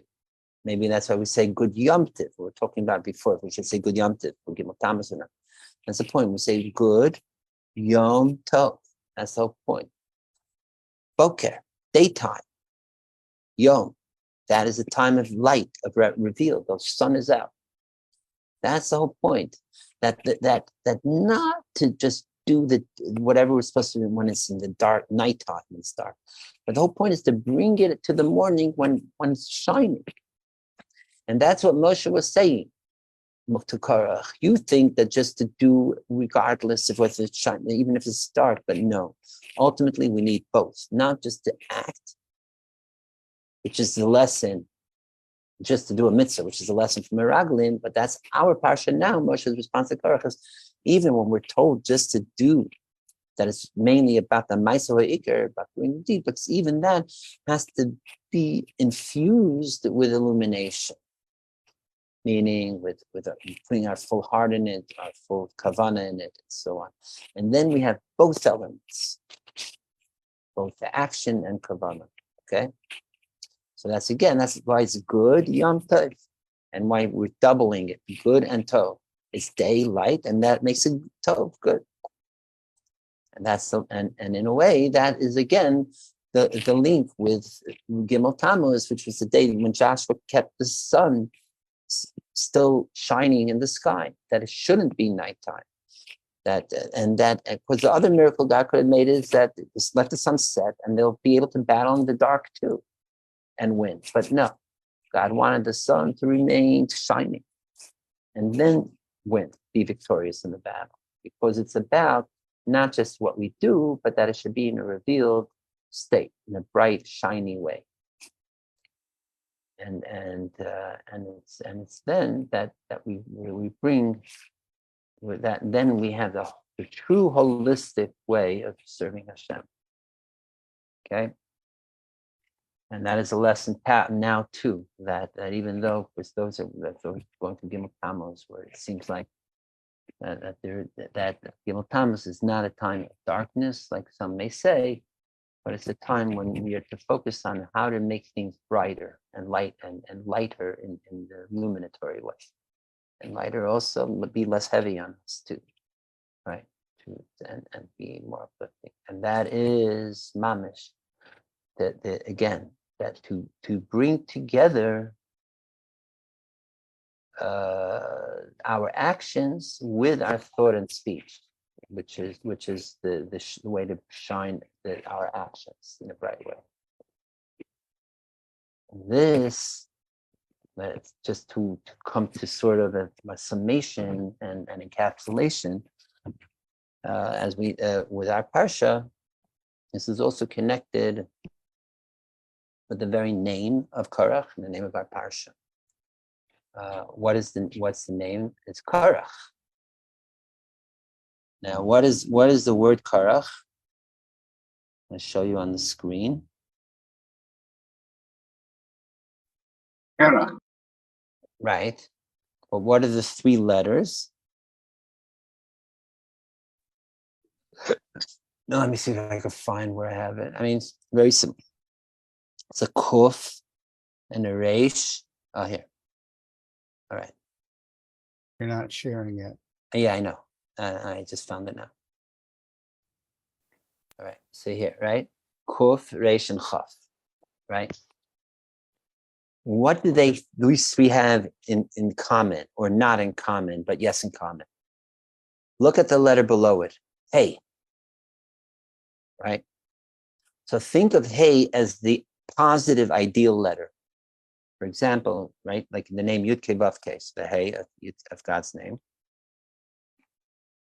Also, we know that God created. Yeah, we say God created the world, the above world, the spiritual world, with a Yud, and our physical world with a hey. Hey, also, hey, in English it's the H. And think of hey like the word healthy, meaning hey means a healthy personality. What do we mean? There's three lines to the hey, right? There's the width on top, like the roof, that's the horizontal. Then you have the vertical going down.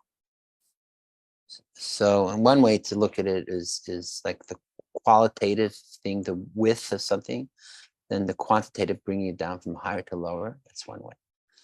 There's another way, and this is brought down in Kabbalah, and Chassidus too, that of the three faculties that we have as humans, like we spoke in during last week's parsha, that in addition to our soul imprint of the 10 characteristics of our soul, like the 10 sefirot, like from Chachma, Bina, Dat, Netzach, Chesed, Gvur, Tiferes, Netzach, and Yesod Malchus, we also have the three garments of our soul, like the filtration, so to speak, the RAM, so to speak, the CPU, right? The access to our souls, which is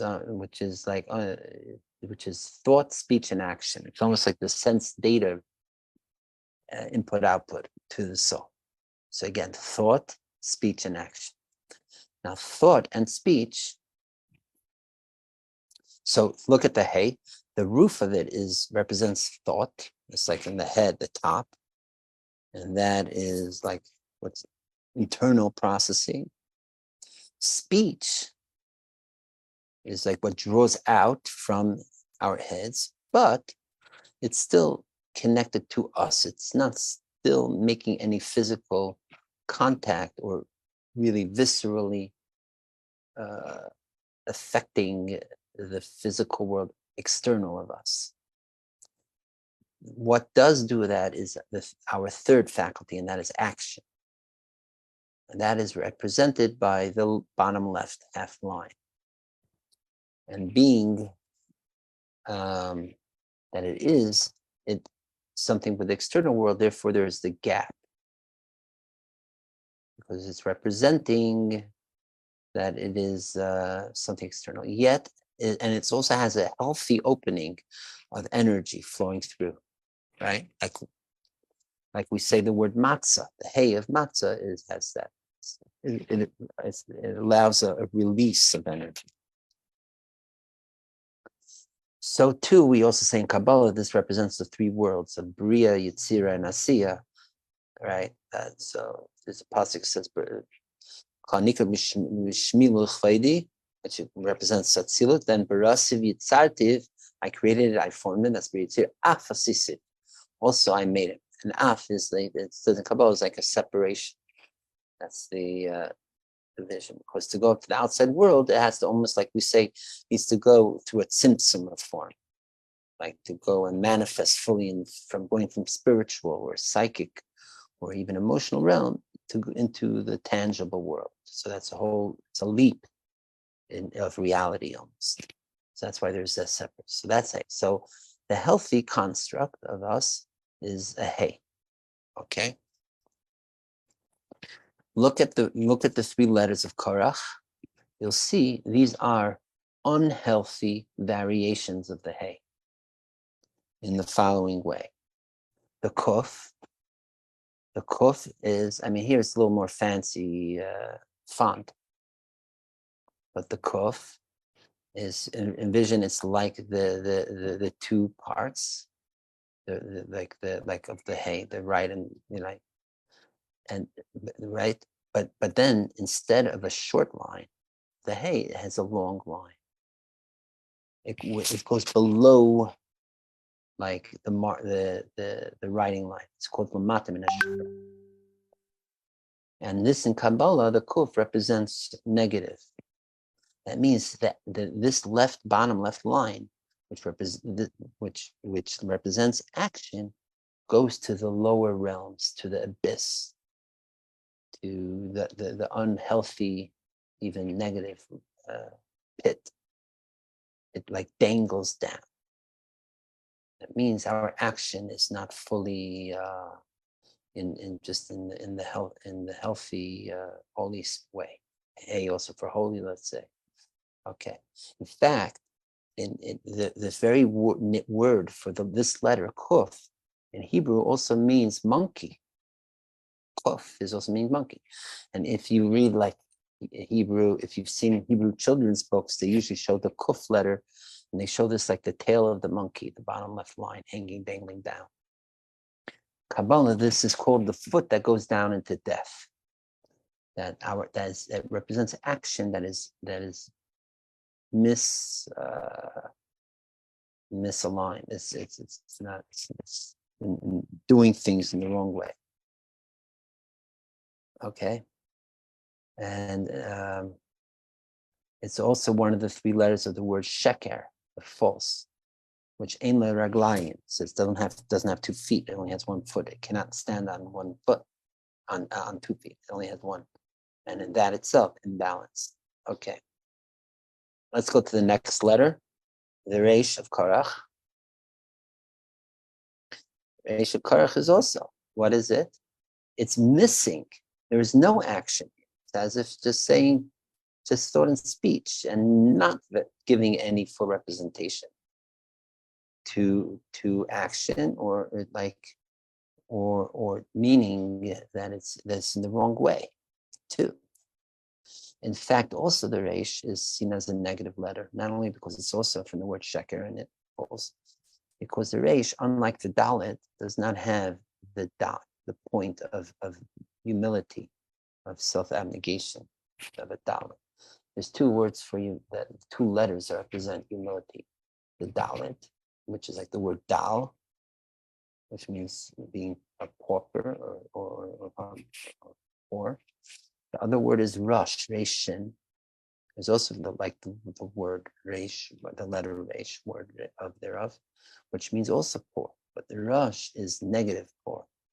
It's impoverished of holiness. It says l'rush ein kol, has nothing to it. It's just like empty. poverty.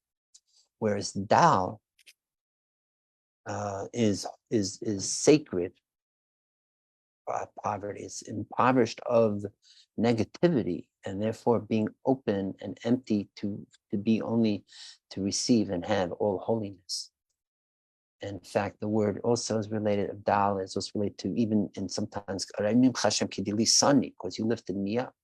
It's like almost like you're empty enough so you're light enough to be lifted. So the Reish is missing that Yud to its right on its roof. It's supposed to give its sacredness. So so this is negative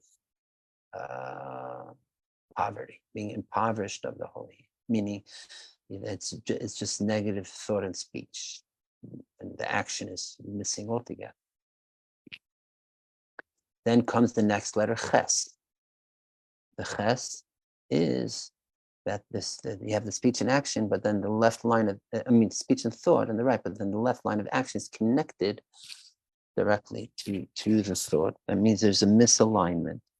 There is no healthy filtration from thought and speech into action, but it's almost just like a total lizard brain into action, just, and therefore misbehaving, not directing our behavior in the right ways.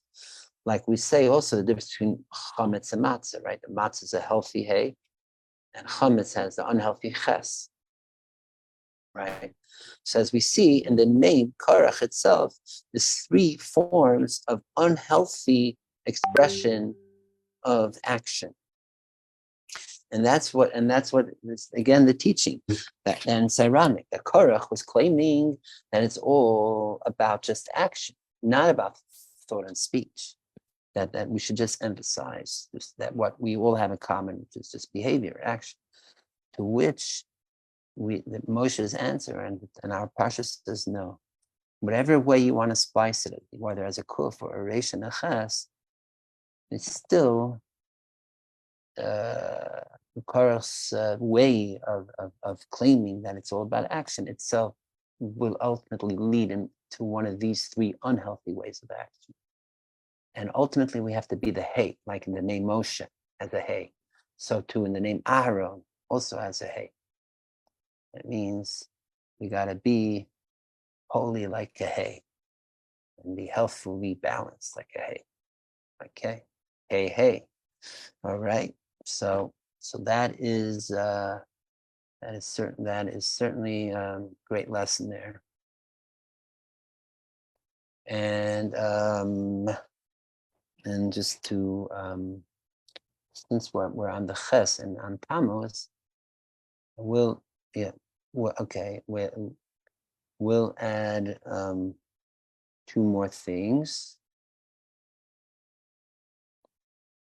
Just straight, let's go to Ches, right? So actually, we mentioned, like we went through like parts of last week on the significance of the month of Tammuz.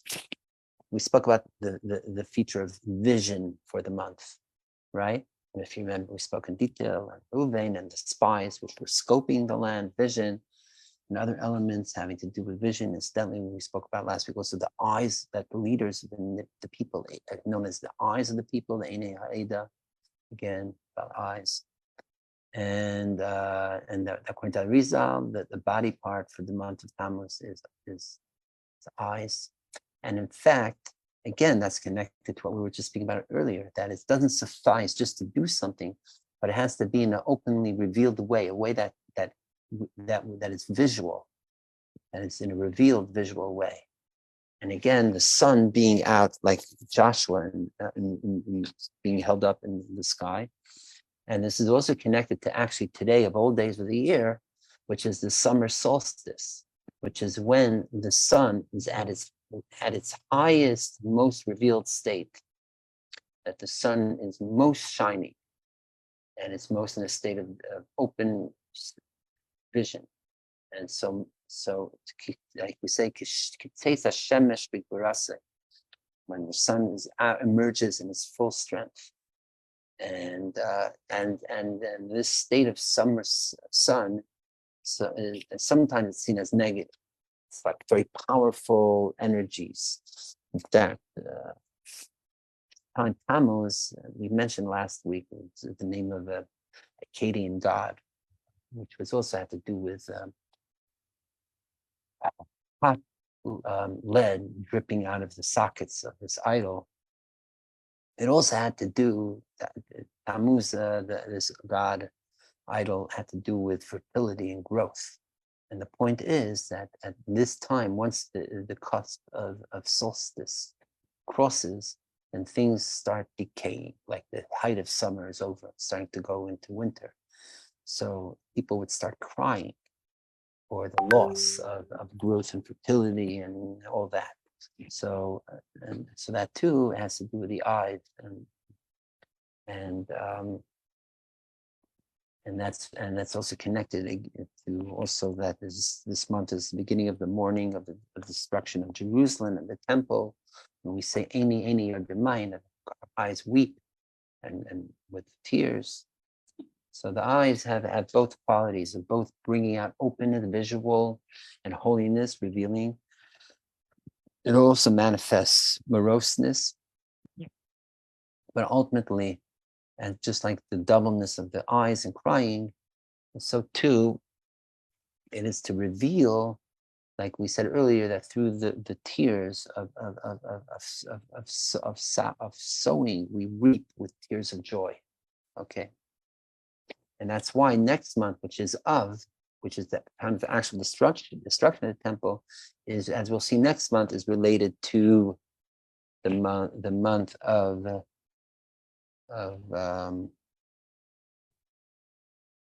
is related to the left eye. So, because that's what we need, two eyes not just to see the negative, but also to see the positive through things. So in our month, in the letter for our month is Ches. So we just said Ches has a negative connotation, it's true. And actually it's the first letter, both for the first time the letter Ches is in our Torah, is the word Choshech, and during creation, darkening, right? Now, as we'll see next month, the letter for the month of Av is Tes. If you put Ches, Tes, and those are the two main letters of the word Chet, sin. But if you look in the Torah, what's the first word that begins with the letter Tes? Is the word Tov, good. And to add to that, what is the first word that begins with the letter Aleph? Is the word Elokim, God. And this goes to a great teaching from Baal Shem Tov himself, that the sin is the seat for good, for holiness. That sin in itself is not just for the negative, but there's a way to elevate and bring even sin into holiness. That the Aleph is the holy part, like we said, Okim, and the Ches and Tes, even though that is a sin, there's a way to elevate it. And that's the point, even though Tammuz is the time when it begins to the nadir of Jewish history, the darkness part of it, but ultimately, even in the sinful state, we could still elevate it into a holy state, okay? And that's the point, is how do we use our vision to see even in the darkness that there's light? That there's something and that's through the transformation of darkness that we get to even greater light. And to get a bit theological, philosophical, that there's two opinions. Is darkness just the absence of light, as they would say in fancy philosophy? The privation of light is darkness, or is darkness its own substance? And according to Kabbalah and Chassidus, we say the latter, that darkness is a substance. Therefore, when and it's such a substance that it could even be light from the darkness. And when we reveal and transform the light of the darkness, then we have even more light than we began. This is a longer discussion and subject, and it goes back to certain medieval opinions between Maimonides and Nachmanides, the Rambam and Ramban. and ways how do we see the messianic light to be revealed. But that's the point. Our point is to transform the ches into a hey, into the good way, or even more to the aleph of chet, right? And this too, this can and how do we do this? By, like we said earlier, to have a healthy alignment of our thought and speech with our action, and to realize it's not just about action, it's also about the way we think and feel. And this, and as I mentioned, this is connected to what if you remember, we learned last week with going back to the Chassidus. If you remember, we were learning about that how what is greater, this study or action, right? And then we connected that with learning Torah or prayer. If we do it without the purest intentions, all right, Shlo Lishma, then it could be like orphaned or widowed actions, right? That was a long period we learned last week. So that's related. That if you, again, in short, that if you don't, that the lesson of our parsha is that if you don't have the right kavanah in our Torah and prayer, then it is fast. It's killing. It's actually making the actions dead themselves. That we need, in order for there to be the right healthy alignment, right? To have that healthy alignment, we need not just the right action, but that our thoughts and speech too, and our kavanah and our feelings to be part of it and fully aligned. Okay. So that is mamish. That is mamish what we have in our parsha. I mean, there's more I was going to discuss about. Maybe it's getting late, so maybe we'll use it for next week. I was going to speak a little bit on also on our month, the zodiac of Cancer, what is both as a sign and how it's related to the condition, the medical condition known as cancer, and what does that mean? And there's actually a teaching from Lubavitch Rebbe on that too. What does cancer mean? But not to get too macabre and all that. I think we'll continue on that next week. Okay. So because I just feel that we covered good ground here, and feels like we covered something wholesome. By the way, but just to end off with the end of our parsha, because at the end of this, the latter part of our parsha is after this blooming of Aaron's staff. It leads it just more or less Torah goes on, and the gift and the contributions of the people to the Levite and the Kohens in detail, whether it's truma or the tithing of Meiser or the peter, chamor rechem, and pidyon haben, and redeeming the firstborn, etc., etc. Because the Torah is again saying that, again, to reinforce both ways, right? Because first, Moshe, right, we're responding to Korach. It's not just about the physicality of the physical world, like we learned from Meraglim, but we also need to infuse our actions, activity with the right thoughts and speech. But on the other hand, just thought and speech again, we're going back to the other way too. We have to still manifest it in the physical world and bring it one. And that is by contributing physical produce and even animals to the Levite tribe, which they themselves are ironically the ones that do not own property, right? Because they represent the highest, the loftiest part. And that's what we're saying. Even these highest, loftiest people, even a Moshe Rabbeinu, who represents the highest, loftiest state, still has to be anchored in the physical world. Okay. All right. So there we are. Thank you for that part. And now let me just check in with everyone.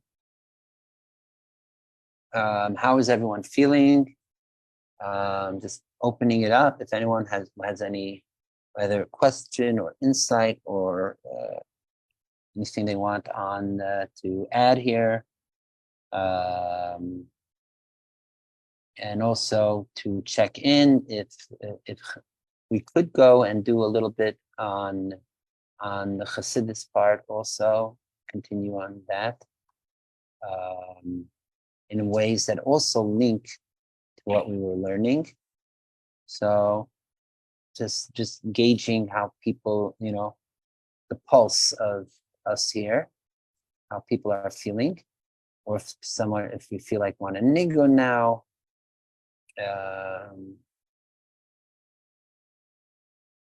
Good. I liked what you were doing, and I'd like to hear about the month of Tammuz. Okay, so we did. Well, we just did some of the month of Tammuz, which is again, right? In other words, okay, the options are,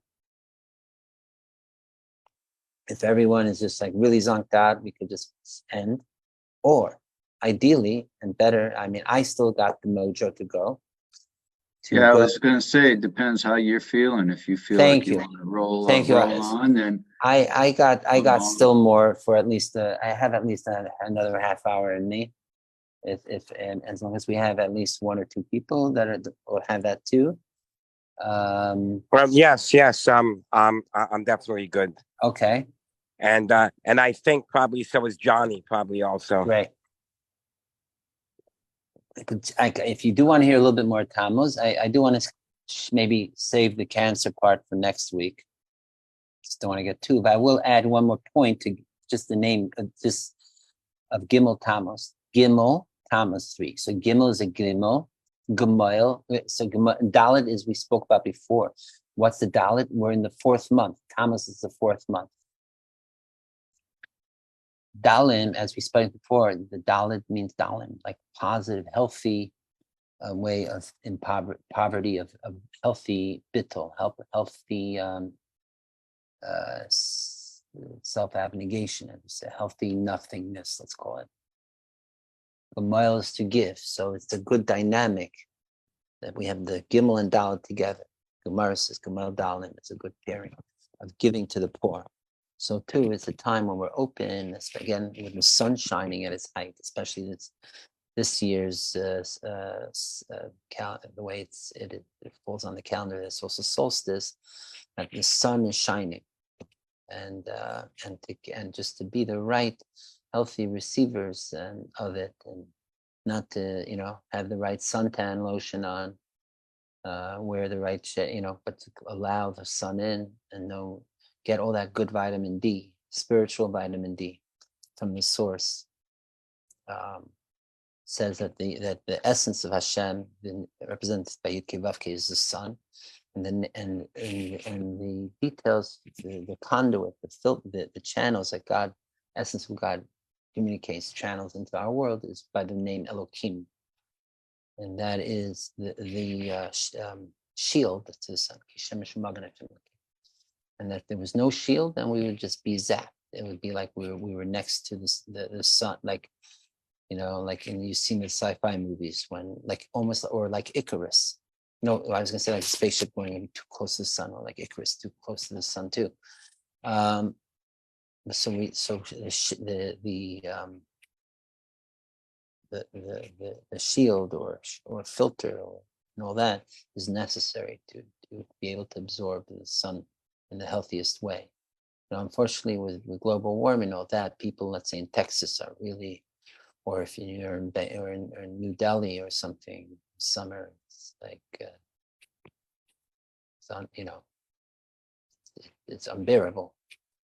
It's negative. So that's the thing, to find the ways to take even the spiritual, holy, meaning godly sun, in a way that that is like really could manifest, embody in us, healthy. Again, like back to that, the miraculous way, be most embodied in us in our natural state, and that's how all life, like vegetation, grows, right? That good symbiosis. That's what I have that right way. Okay, so. So I didn't want to interrupt you earlier. Yes. But I did want to, before we transition, I did want to sort of go back to what we were talking about, the letters, because Yes. I'm always a little bit challenged by the fact that, we can make all these connections with the shapes and the forms of letters. Hmm. But the fact is that the ancient Hebrew script, or Ktav Ivri, was not the same as the Ktav that we're looking at now, which is I guess, Ktav Right. Ashurit. Right. And so I'm just trying to reconcile, because there's so much that's written about the shapes of the letters, Right. but the quote unquote proto Ivrit, or Paleo Ivrit, I guess it's referred to sometimes, Right. That's what. look nothing like these letters. Right. It's a very good point.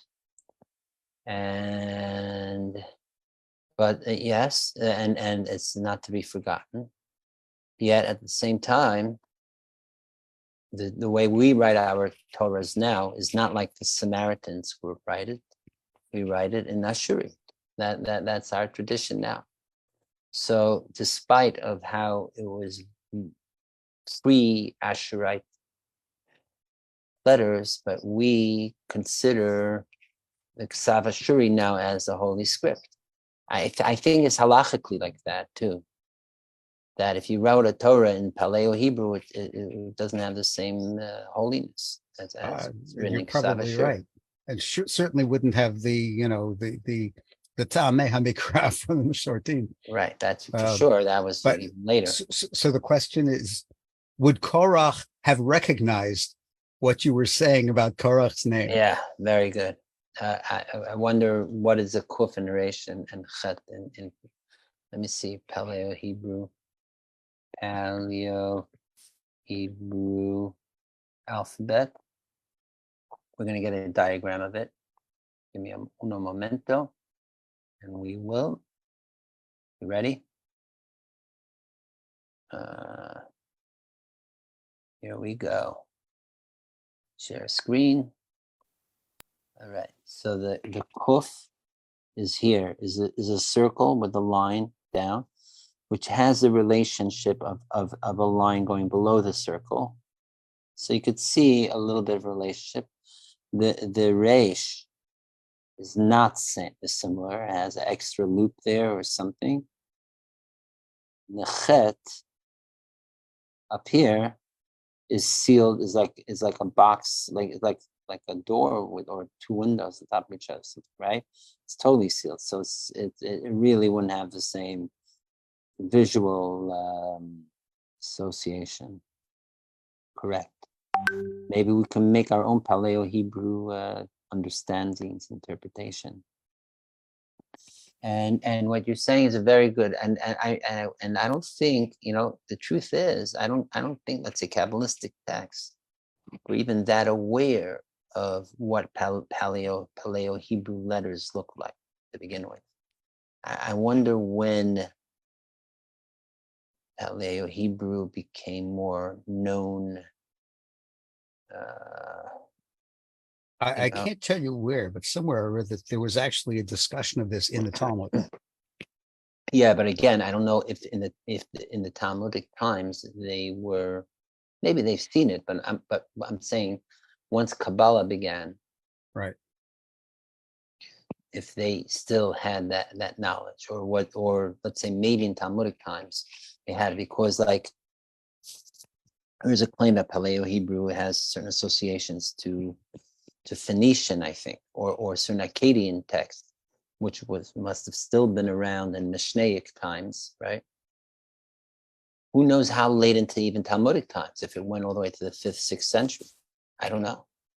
One would have to look up as simple as like, maybe even Wiki has an entry of like the history of the Paleo Hebrew and when did it go extinct, or when did they discover Paleo Hebrew texts, things like that. And it's an interesting pursuit to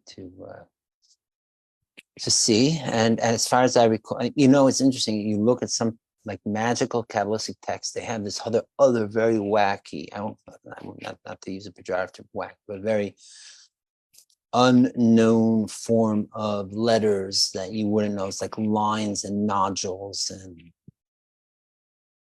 I'll give you an example. Maybe I think Ali Mohsen has it on his Facebook page, Jewish Magic. I just came across a little bit of it.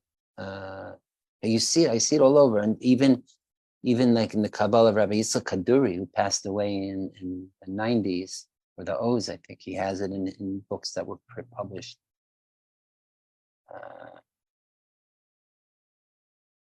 Let me just show you, for example.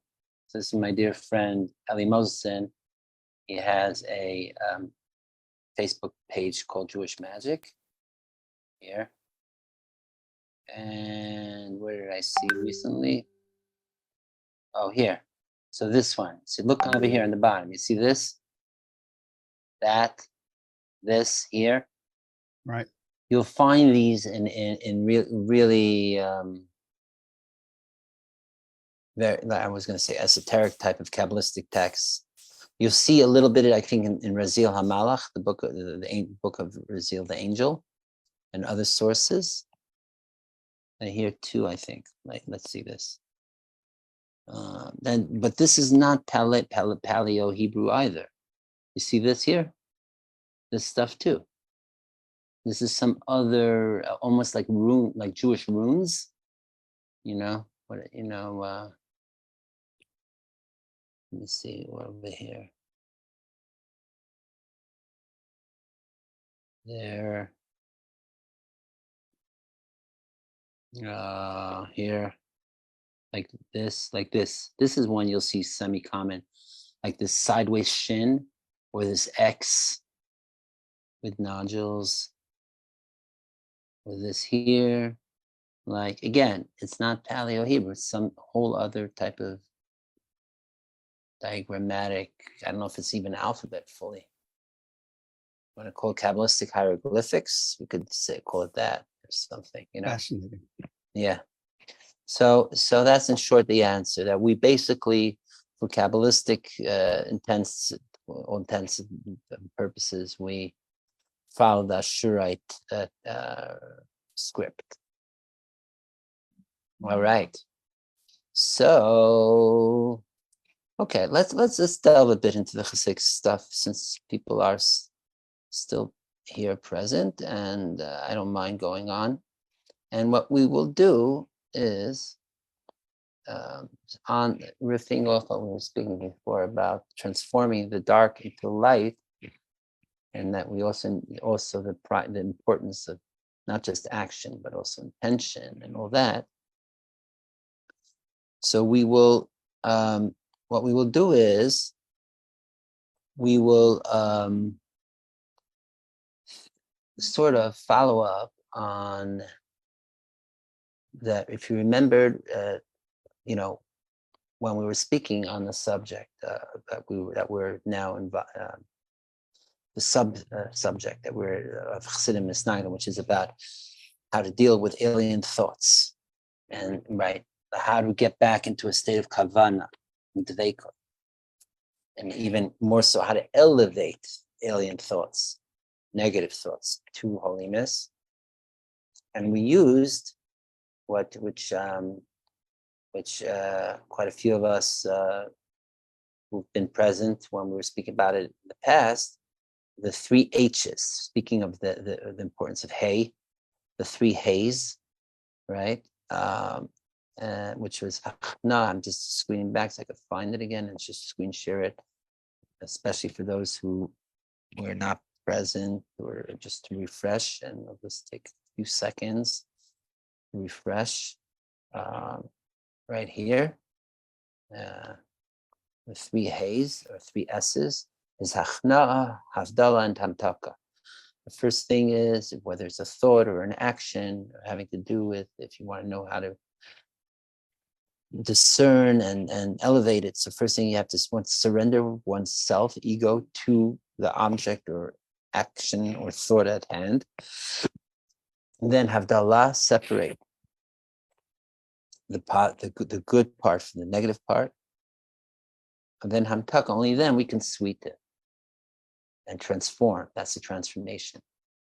So the Achna and Havdalah is almost like we would speak about in Chassidus too, the iskafia, the holding back. And we're saying this is right, this is not. Hamtaka is what we would call it ishapcha, transformation, to turning even the negative into positive. And just to riff back on what we were speaking earlier on the Parsha, that this is the healthy Havdalah, not the Korach Havdalah of creating discord and argumentation,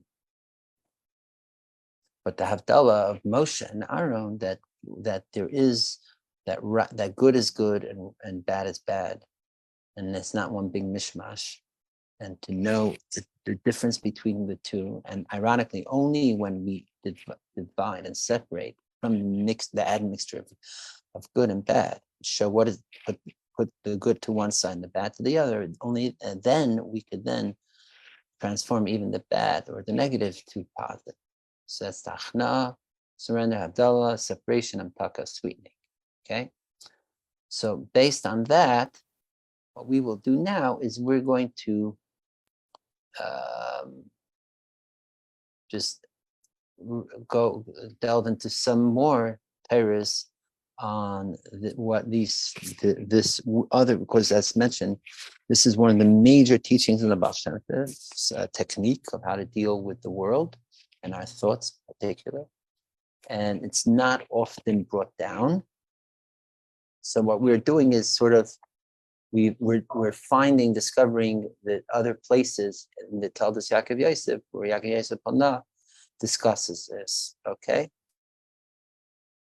And each time, as we've been doing until now, like we're generally on the subject of elevating thoughts, that each Torah that we learn adds a certain angle to understanding the bigger perspective of it, right? Like we spoke in the past of how to deal with alien thought. Then we also spoke with the technique of how to elevate it. Then we also spoke about the etiology, the cause of alien thought. And last week we spoke about what happens if there's a disconnect of action from intention, and that could lead to negative thoughts, and on and on. Okay, so now we're going to give some more added angles to this three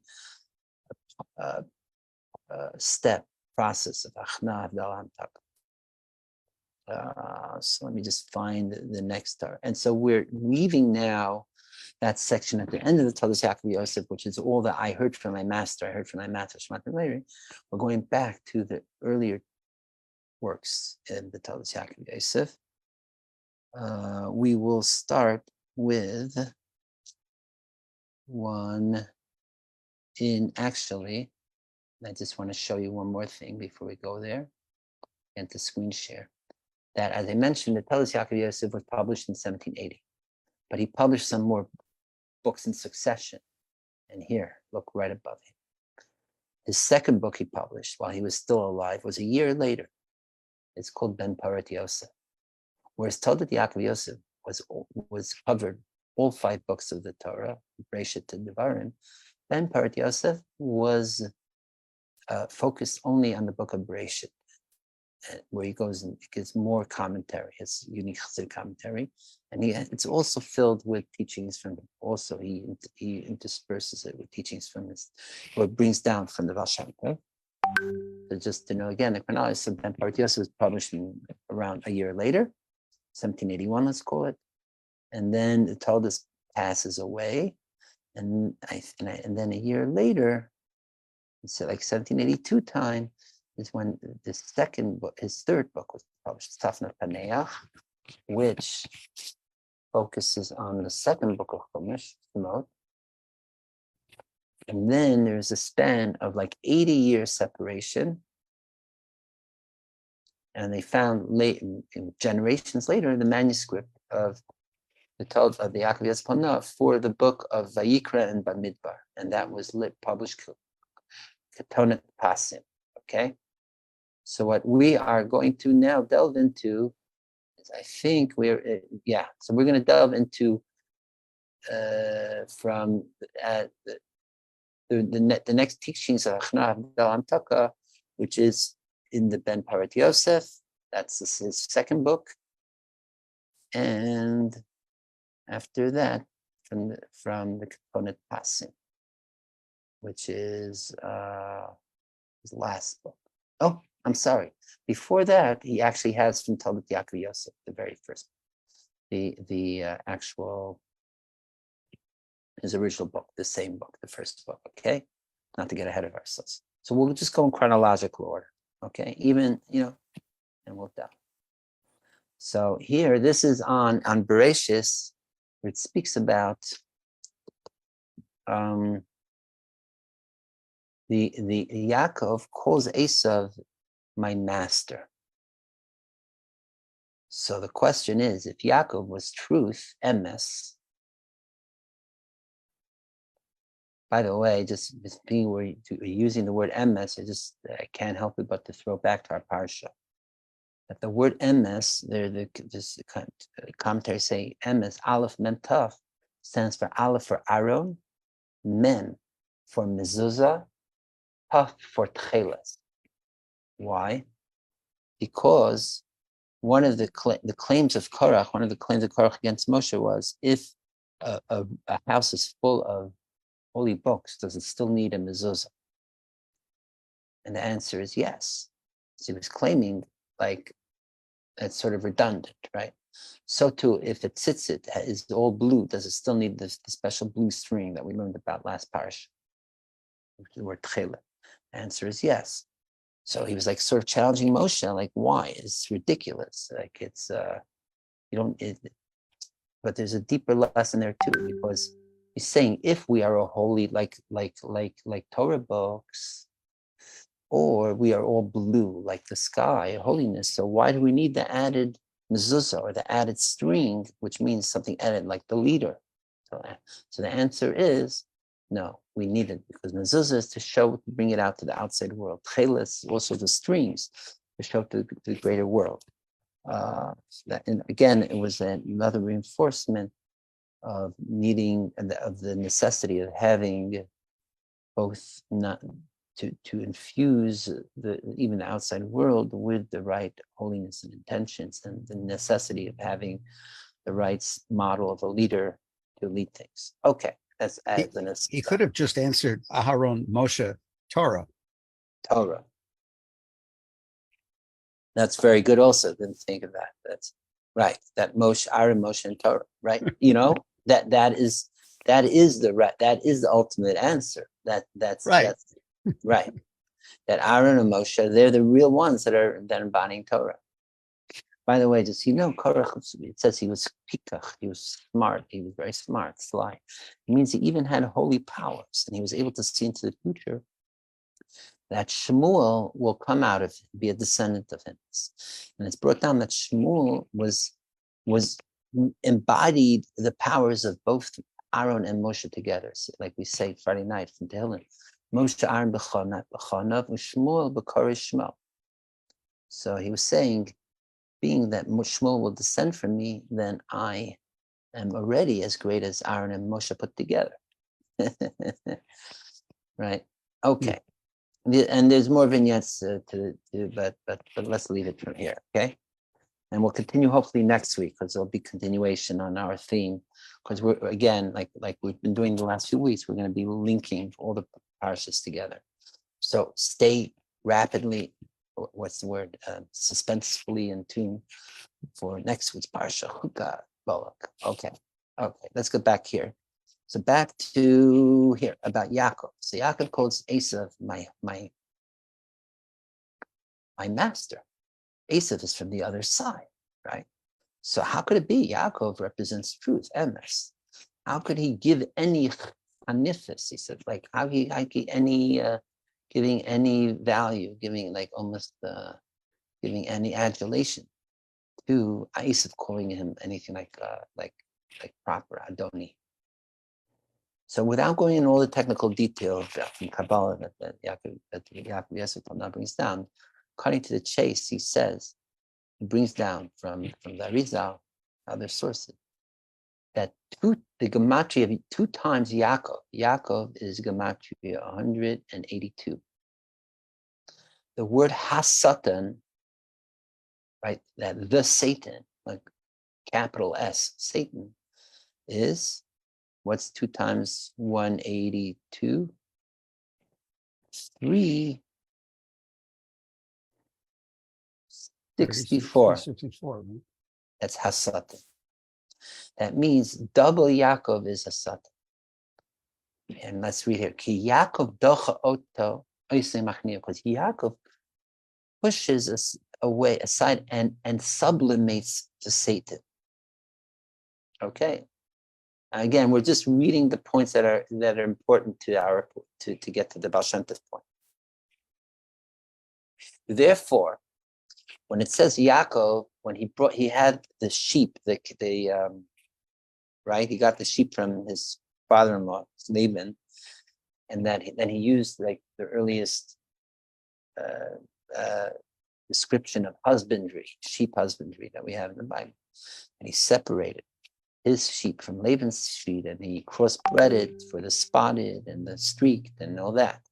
So it says, so it's a sheep that Yaakov separated. So the word is hifrid, the Yaakov separated. And then it said, and he turned over, right? He transformed the Yashas, and those flock by themselves. They moved them aside to be themselves. But the word is Yashas, which means like changing over. He did not switch them with the animals of Laban. So, and the Zohar says that is a great virtue, and why Yaakov was the choicest. We know is Bchir HaAvos, the greatest of the ancestors. Why? And it says that because both his part is unique. I hear things outside. I don't know if it's fireworks or shootings. And I've already witnessed shootings on the street outside, but I don't want to look out the window now. Okay. We can hardly hear it. Okay, good. As long as it doesn't go through the window. You should know that one of the things about that microphone, the way you have it set up right now, is it hardly picks up anything other than yourself. Oh, that's fantastic. So earlier you were apologizing for all the noise outside, and I'm thinking, what noise? Okay. That's great to know. Okay. So it's like almost saying, so the Zohar is saying that what makes Yaakov unique of all of the patriarchs is that he had this special technique of knowing how to both separate the flock and also how to transform them, switch them, right? And all that. So based on that, Yaakov Yosef goes on. And this is what I heard from Zalaha, from my saintly teacher, the Baal Shem Tov, the blessed memory, that the tikkunei tefillah, the ways to fix, rectify prayer, is tzarich havdalah, achna, v'havdalah, v'havtalka. You have to go through this 3-staged process that we've been speaking about: achna, havdalah, and havtalka, right? Sublimation, separation, and sweetening. So the what's this tikkunei tefillah is what we saw spelled out at the end of the book about having alien thoughts during prayer and how to work them through. And as he says here, because and as I wrote about this somewhere else that we learned already, and that is vayashas lay, and that is again the separating and change. The flocks and making them different groupings, and only then being able to transform them, because once it's only through the havdalah of a chulu that is the sweetening, the transforming. And then kisatanu pnina was another negative force. This is a quote that even Satan does things serving God. As we know, and I think I mentioned this in the past, that even the Yetzer Hara is not just there to seduce us away from the godly way, but the evil inclination, or Satan, is also serving God. And it's like the analogy given by the Zohar. It is like the king who hires a prostitute to seduce his son, the prince, in order to test and bring out from his son more of his his maturity, not to give in to the prostitute. So then and the only way to do it is by the hired woman to do her best job in seduction. But it's all done to serve the king, and it's all meant for the right purpose that the prince not given.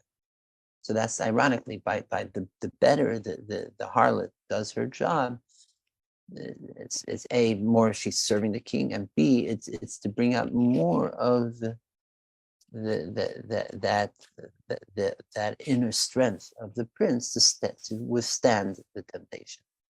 So the Satan, it's The also metaphor l'shem that shemayim. sorry, Yeah. go ahead. But no, you go ahead. I was going to say the metaphor that I like to use is, that the Satan in this scenario is the prosecutor in the heavenly court.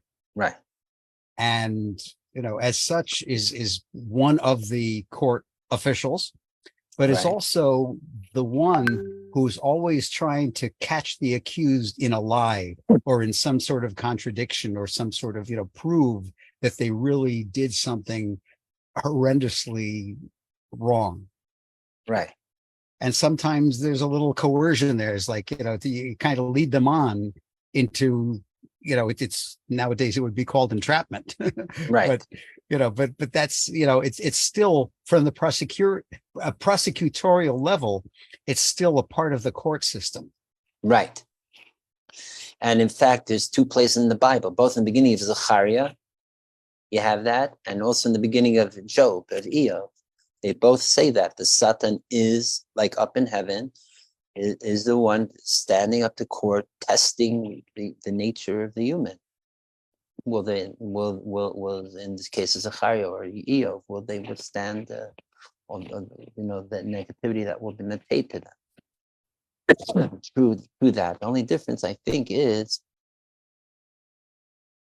all right, that, and in other words, that they have to do I see. Yeah, it's close enough of analogy. Let's say it's not like the prosecutor is to just play a role. It's supposed to be really mean it to stand up. And it's also, what could I say? Like maybe in the case of the court case, it's not even like the harlot is at least aware that ultimately it is that wants the prince not to give in to her. You know what I mean? Whereas Satan may want, in the court system way, may want to win, actually. Who knows? But yeah, generally it's close enough of an association analogy. Right. Okay. And the prosecutor is going to be absolutely impervious to pleas for mercy. Right. But ultimately, again, just imagine that. Plus, that deeper to bring out a better defense from the defense side too. Right. Yeah. Yep. Okay.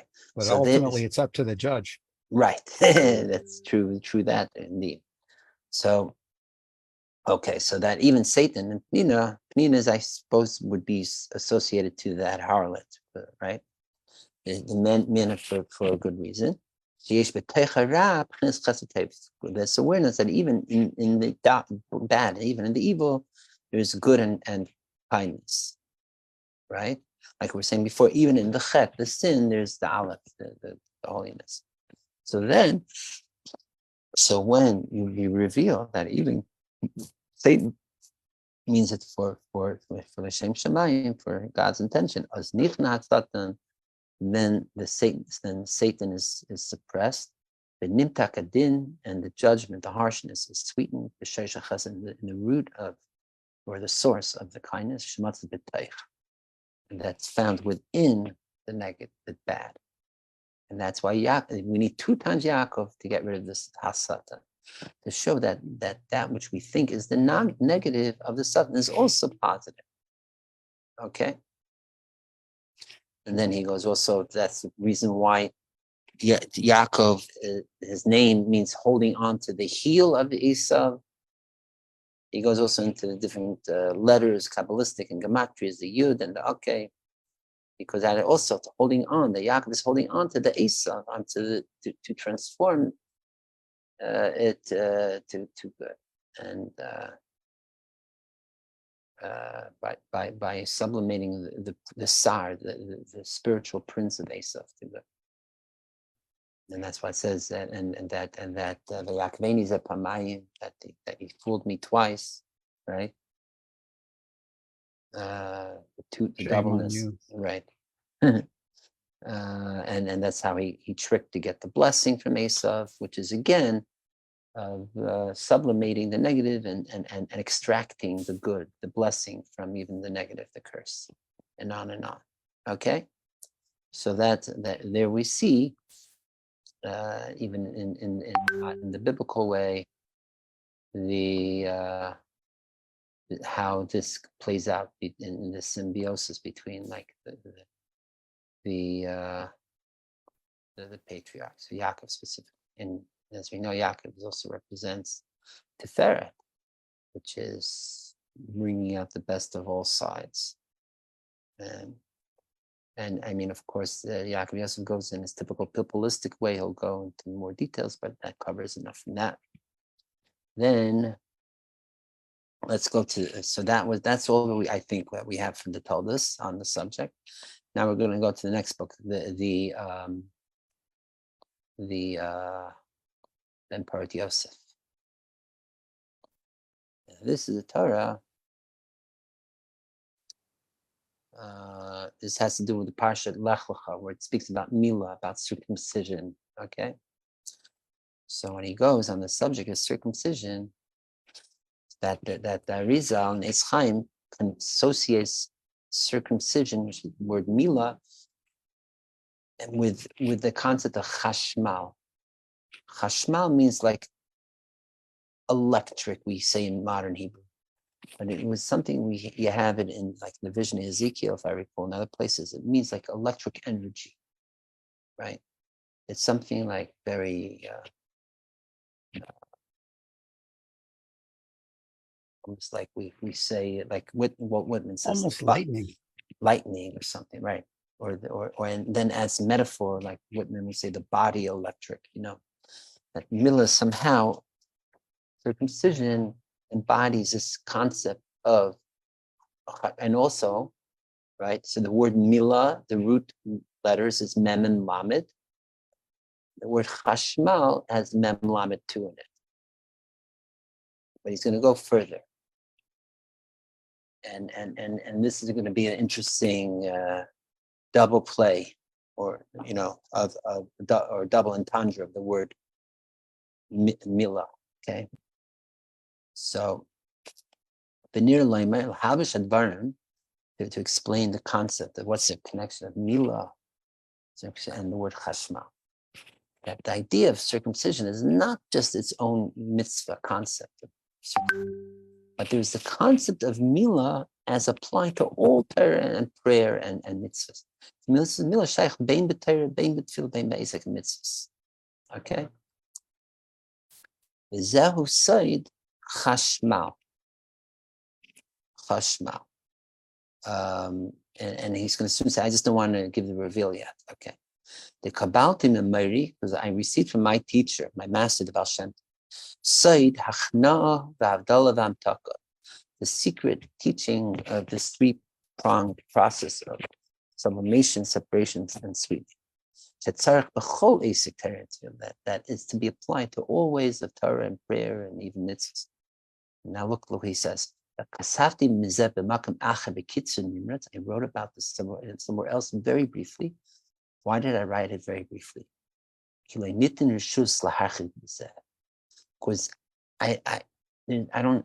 don't have granted the permission to elaborate on it. Meaning, it's too much of esoteric teaching that you don't want to spell out it fully, because you don't want, in other words, he doesn't want to bring out too many examples of how it could be applied, or to go too much into detail about it. Kihumuvin memela, because and besides, because it's understood by itself. Like, figure it out on your own. If you remember when we were reading it from the back of the Talmud and the Talmud, He even went to when he didn't want to go into too much details of what type of alien thoughts, how to do it, work it out through in this 3-step process. He just went and etc. Right? Now here he continues. So this sweet Hamtaka is implied in this word chashma, electric, which really is 2 words. It's 1 word. There's the word chash and the word ma. The word chash, like we say in I think is it Kohelet, eis lachsos, right? Like that. The word chash means to be silent. In other words, chash could mean to feel or to have a headache. Chash b'reish. But in this context, chash means to be silent. What is the word mal? Mal is like the word for word. The word for word is mal, milah. Right? Milah means circumcision. Also, milah means, or we say memalel dvarim, it means to say words. So mal could also mean to speak. The opposite of being silent, to say words. But mal, as we said, also means to circumcise, means to cunning.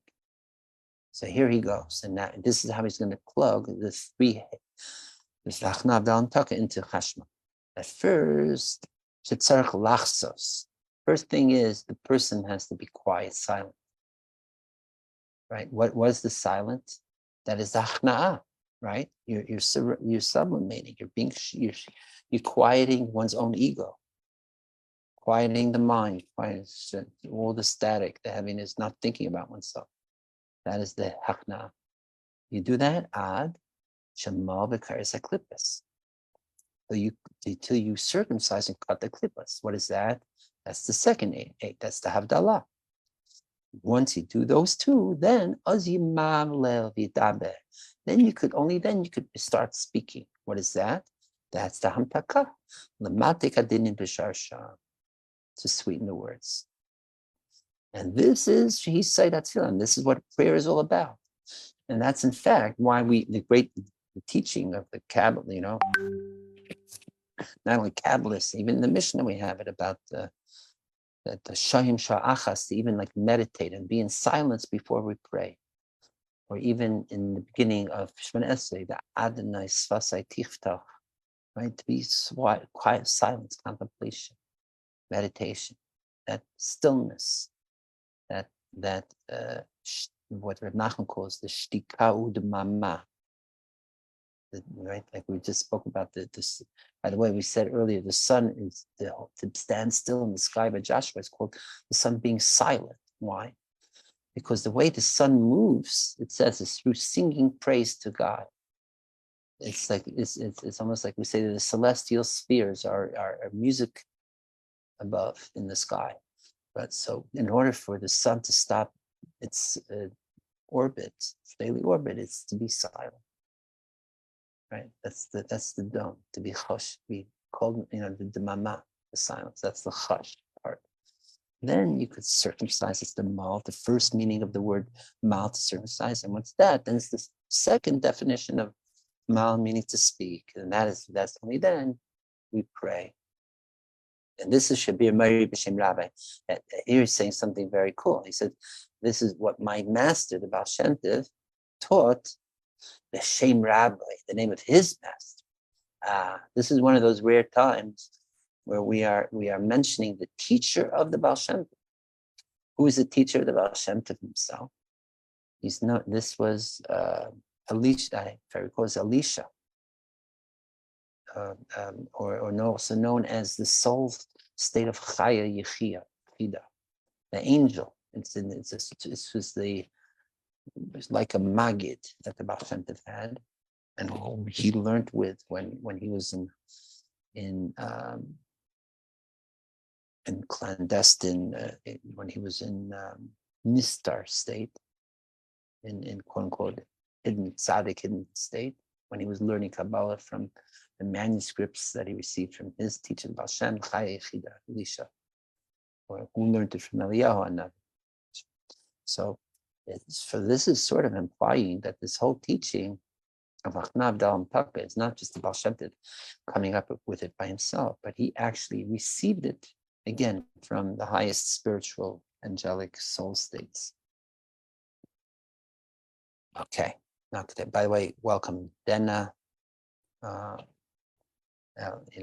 Whatever time, as long as we're open, everyone's welcome. Hi, Okay. hi, Baruch. Hi. Hi, everyone. Good. Hello. Yes. Okay. Thank you for Yes. this. I don't know if you just tuned in and following on Facebook, but it's great to see you. Now he's adding. Therefore, they, meaning those who pray, especially those of great mystical ways, of Kabbalistic ways, who pray, or especially when the righteous pray, they're known as those that are trimming or pruning the orchards or the fields. Because that is, again, like we said before, the word mal is to cut. And so it's like pruning, it's cutting. And by doing that, then we can reveal the fruits, so to speak, and let them grow the best and bring out that sweetness of the fruits. And that is what all prayer is. Remember, we learned that when we were learning the songs of the Arizal Friday night. It's called Chadu Chatz de Chakla, right? Be rejoice, the ones who are trimming there was the apple orchards, the holy apple orchard, which represents Friday night of Shabbat, right? This is like Kabbalists explain. So now he adds it to our subject about alien thoughts. And therefore, the person should be careful to separate from his thoughts, the alien thoughts. Like we have many thoughts, let's say during prayer. So at times we're thinking the right thoughts of the prayer. But then in flies an unwanted or unrelated or even alien thought. So that is the trimming of the garden, let's even call it, or the orchard. That's the trimming of our thoughts. What are the fruits? What should be cut off? And so it's the alien thoughts are the ones that should be trimmed off. And when you do that, when you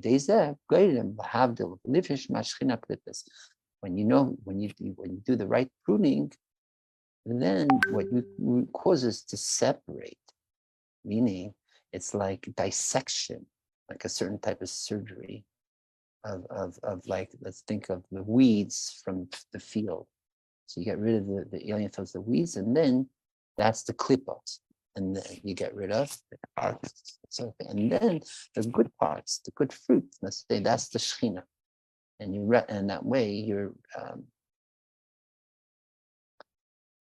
allowing to bring out the Shechina. That's, as we learned in other parts, places in Taziak that are easy. They use the term as even in exile or trapped in place. So that's the process of when we so the thing, we first quiet our mind, and then we're able to dissect what is the good, healthy thoughts, what are the negative thoughts, and then get rid of the negative thoughts, and then keeping the healthy thoughts. That's revealing the Shechina. And therefore, without going through his references here, and therefore the word mal, he says the word mal, Soivel base Purushin contains that, again, it's a double entendre. Aleph, the word, it means, the word mal can mean like mila, a word or speech, and base, krisavadol, and the second is cutting or separating, like circumcision. And that, because you need both in order to have that proper way of speech, bring out the best of speech. Let's say, especially in prayer, you need to go through the process of that trimming, that cutting, separating.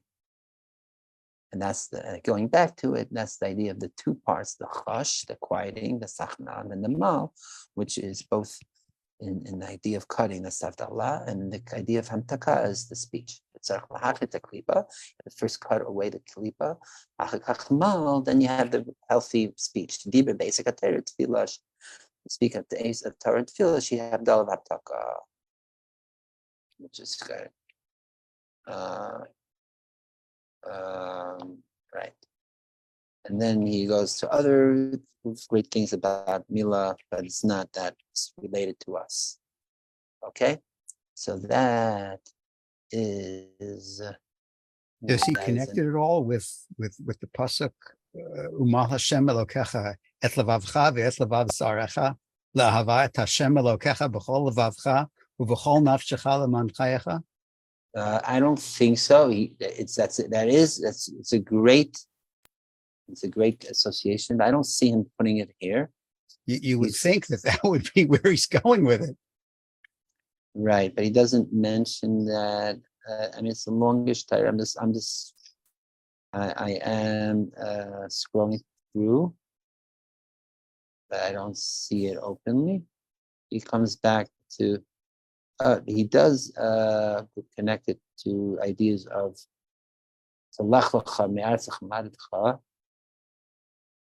that these three things of the going out from your land, your birthplace, and the house of your father represents, again, the three parts of Hachna B'Al Hamtaka from his teacher.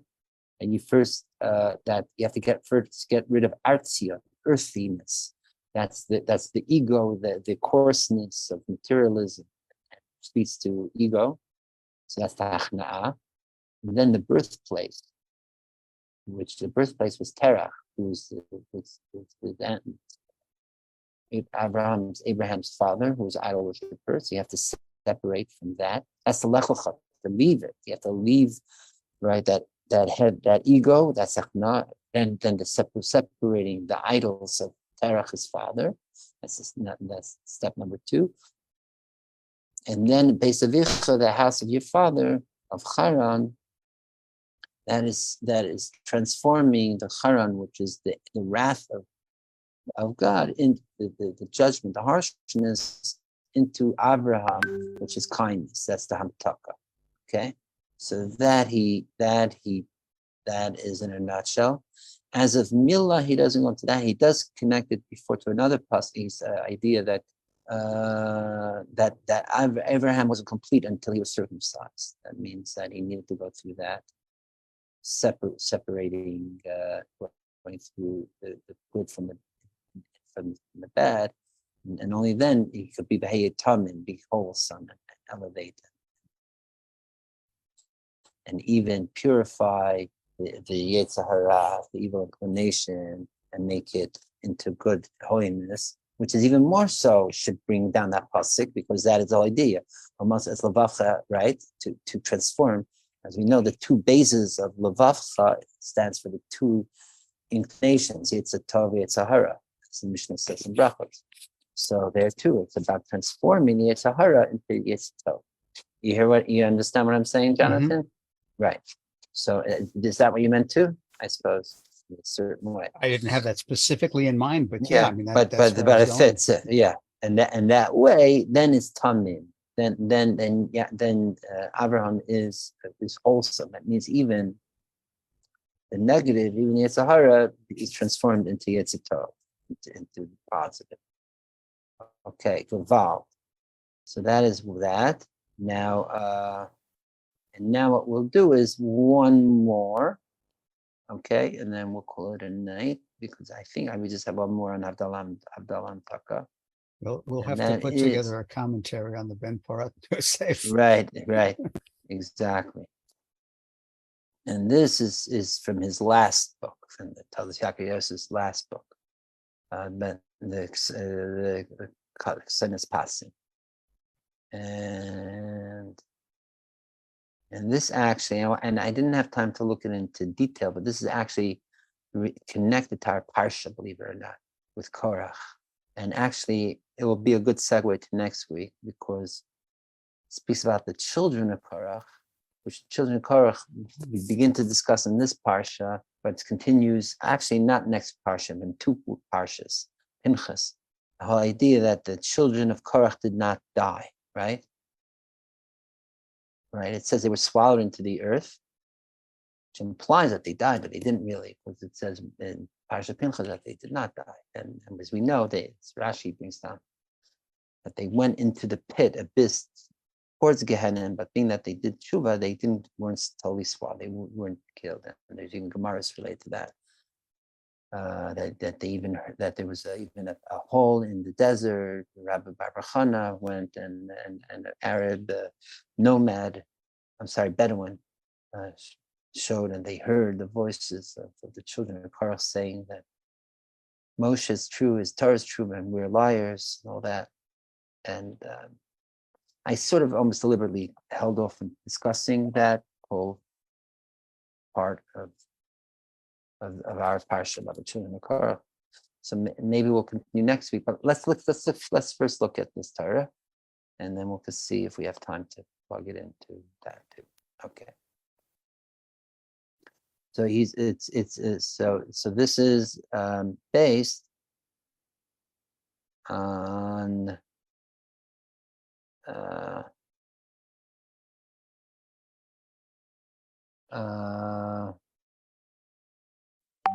okay, so it says that, first of all, it says the Gemara in Brachas, Rabbi Elazar said that whoever makes his prayer heva, ain't tefillah. If you make a prayer like heva means permanent, then it's not true. Meaning, don't keep on repeating your prayers every day redundantly the same. It means mentally, not the same. We say the same nusach in the siddur, but try to change it up that every day you're davening, even if you're saying the same words, but it should be with a new flavor, with a new feel. Because if it's you're just repeating and imitating every day based on the way exactly you davened before, then your prayer isn't proper, isn't real, honest, authentic supplication. And then Rabbi Yeshua says that whoever goes if you go traveling in a dangerous place, danger zone, say the following short prayer. Say, Hasheya Hashem is Am. Hashem, save your people. She'eretz Yisrael, the remnants of Israel. All passageways of passing, may their needs be before you. Baruch atah Hashem, blessed are you, Shemei Tefillah, the one who listens to the prayer. Okay, so now you tell us Yaakov Yosef said the following, that we said, like, see who does this. He sometimes segues, which seems like a non sequitur, but really he links it back and explains. It says in the Mishnah and others, the Pirkei Avos, and we, the first chapter that some of us here are familiar with, is that one of the first Mishnahs. The first Mishnah is Hevim is, right? Is Maiva Talvian. Now the Anshe Knesset Agdola say. That said three things. One is Hevim Misunim Bidin. Be moderate in judgment, meaning people don't be extreme radical either way, being too harsh or too lenient. That's one. Number two is Amidut Hamidim Harbe. Establish, have many students. And three, Vasus Yaglater, make a fence for Torah, put extra guardrails on Torah. Okay. So these are three nice advices, but really, what's the connection of them? And why is there such a virtue to establish, or stand up, as the literal meaning of many students? Understand, what does this mean? Many students. What are the many students here? V'nira Laimar, says Yaakov Yosef, to explain this. Here's the problem. Chasidim I explained somewhere else. It's a verse in Psalms, Alafeinu Musubalim. Meaning the words mean Alafeinu means our generals. Musubalim, meaning that they are like in this, they can carry, they hold up well. Which the Yaakov Yosef interpreted means that Adam, a person knows Alufei Shalayim means the master of the world. Like we say, even the letter Aleph stands for Aleph, for God. That he was Alufei Shalayim, could almost call him like the commander in chief of the world. Right? The Aluf, even in Hebrew, Aluf means general, modern Hebrew. So Alufei Shalayim means the top leader, the one who runs the world. So, Alufeinu, in this context means our top general, meaning the general of the world, God. That so Misbon means not only just tolerates but contains. That the God that if a person knows that the master of the world is in every motion, every minutiae, every detail of the world, then the person could tolerate everything. And then we could tolerate. But us, and then the pasuk ends off, and then told them in peretz I think. Then there's no scribe. Then the person won't be able to scream. Meaning, if a person is aware that everything that happens to him or everything that's happening in the world is from the commander in chief, aka God, then you'll be able to tolerate whatever happens to you, even if the worst thing happens to someone. You say, like we know the famous saying that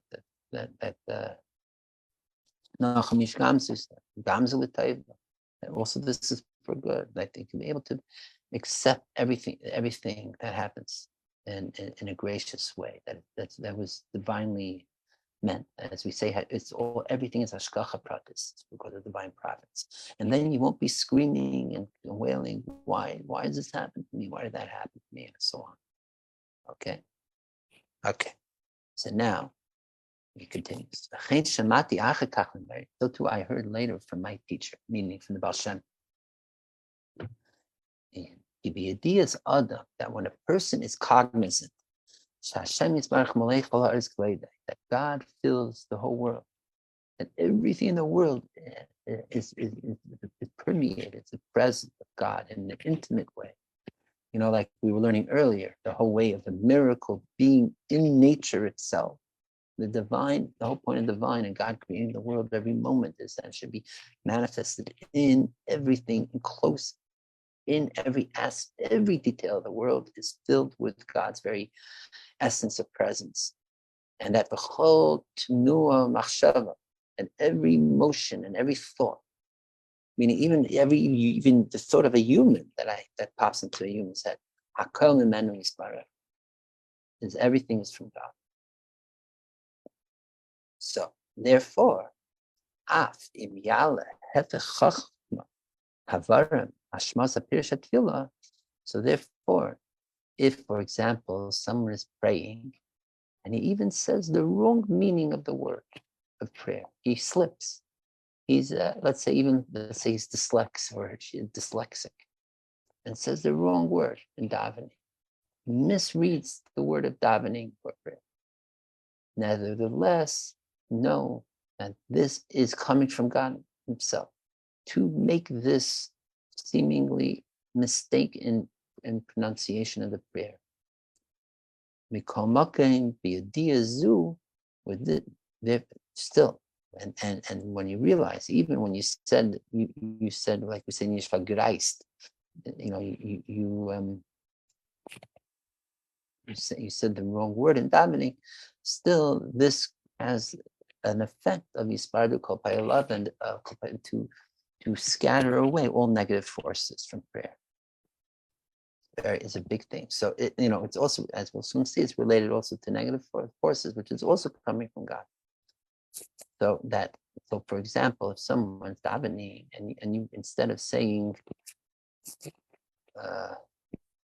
Baruch Ata Hashem, bless you, say Bachur Ata Hashem, right?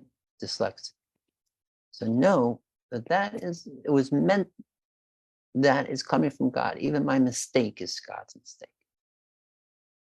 Is meant by God. By the way, in that the example I just gave you is another way of honoring God, because the word for Bachur, Baruch means to bless. Bachur means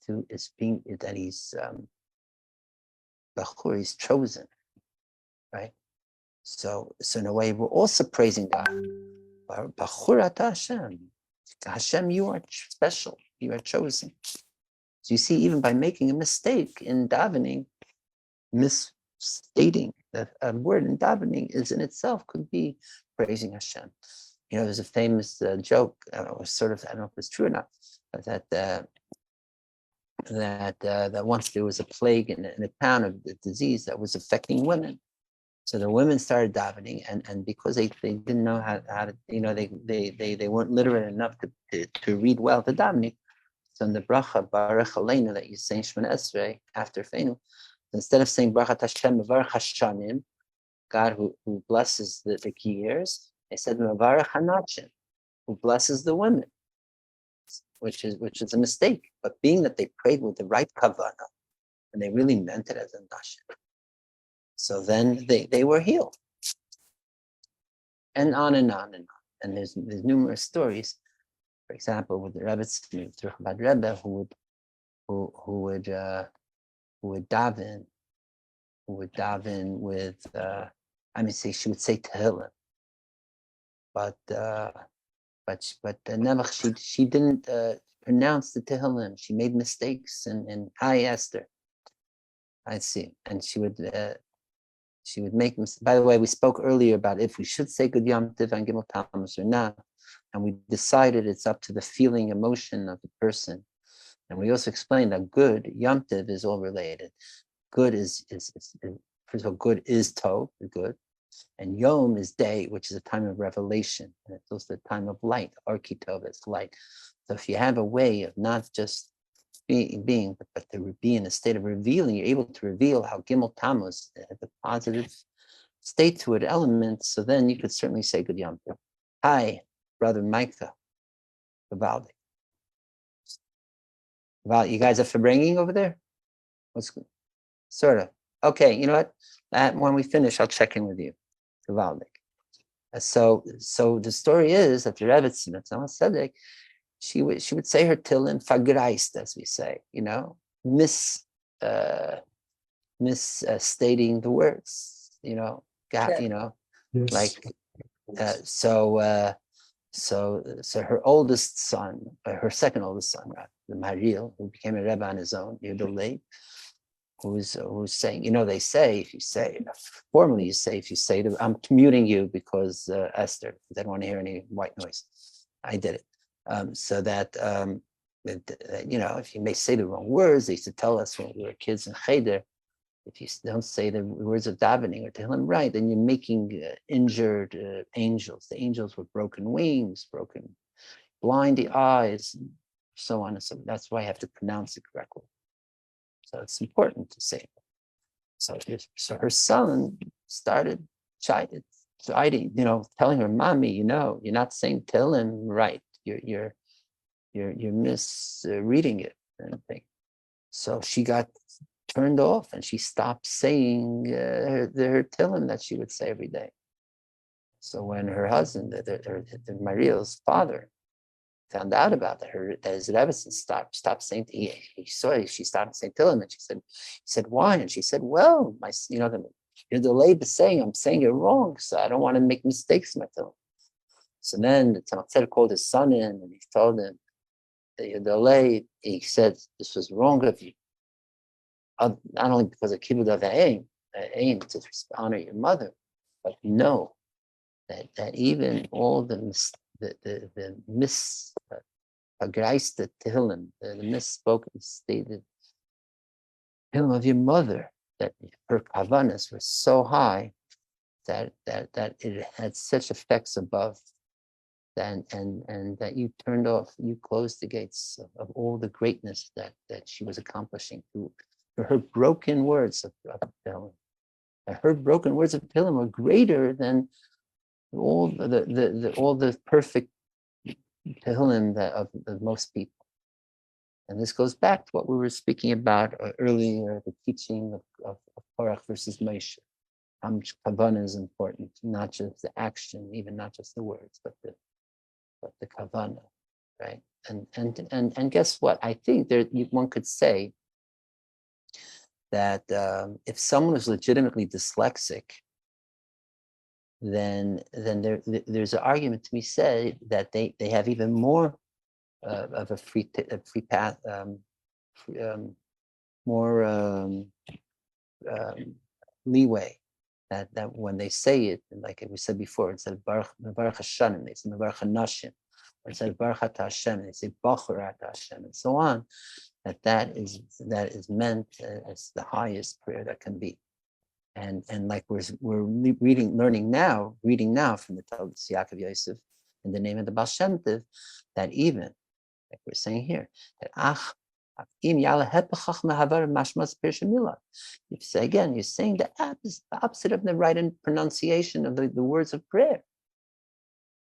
Know that this is also coming through this person's mouth from above, from Hashem, because Hashem is in everything, controls and is manifest in everything, even in our mistakes.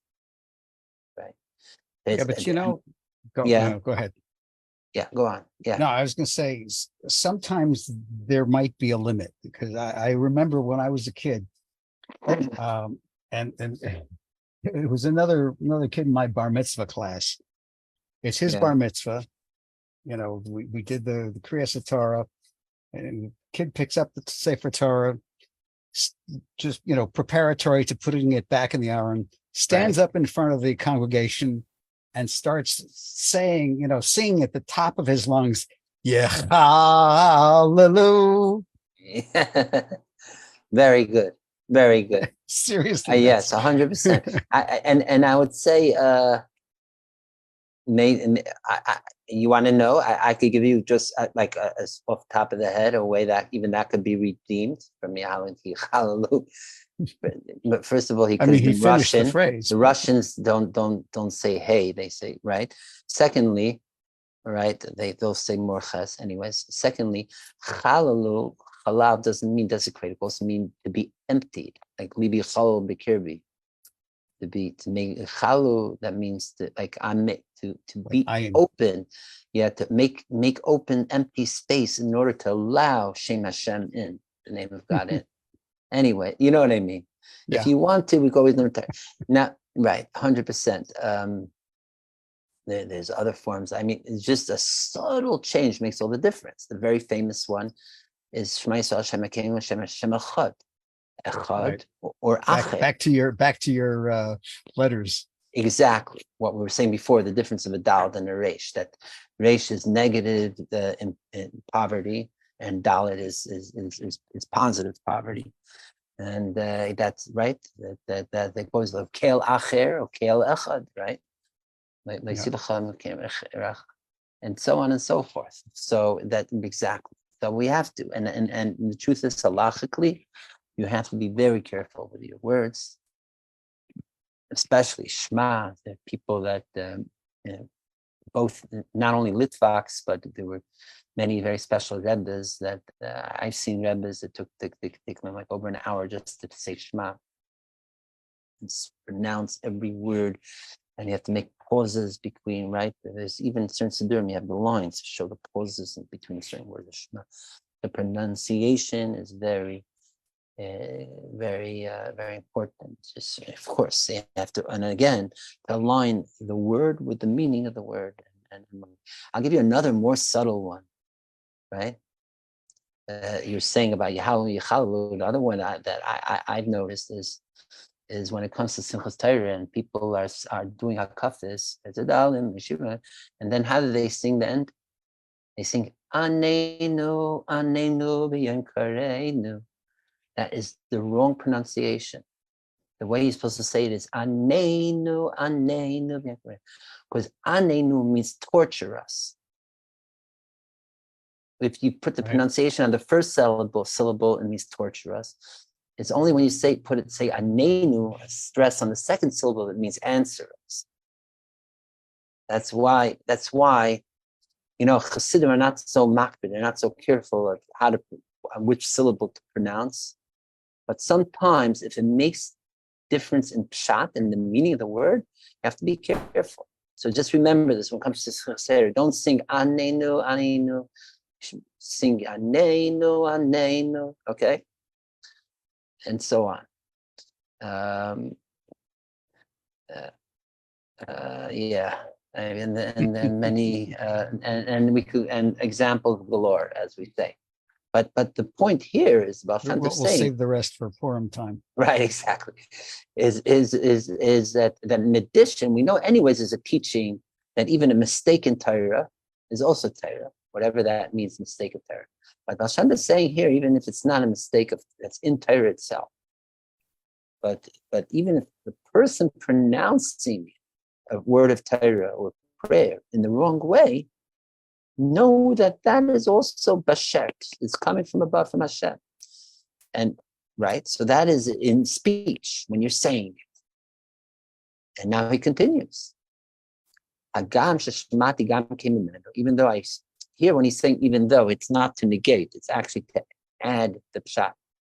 That again, our leitmotif of the evening of tonight, that the famous again for those who are just tuning in, that the famous teaching of the Baal Shem that Yaakov Yosef gave from Baal Shem Tov, and everything, both in our avodah service and especially in davening or learning, is to go through the three hays of Hachna'ah, Havdalah, and Taka, the three S's of sublimation of one's ego, and then separation of good from bad, and then the sweetening, which is a transformation.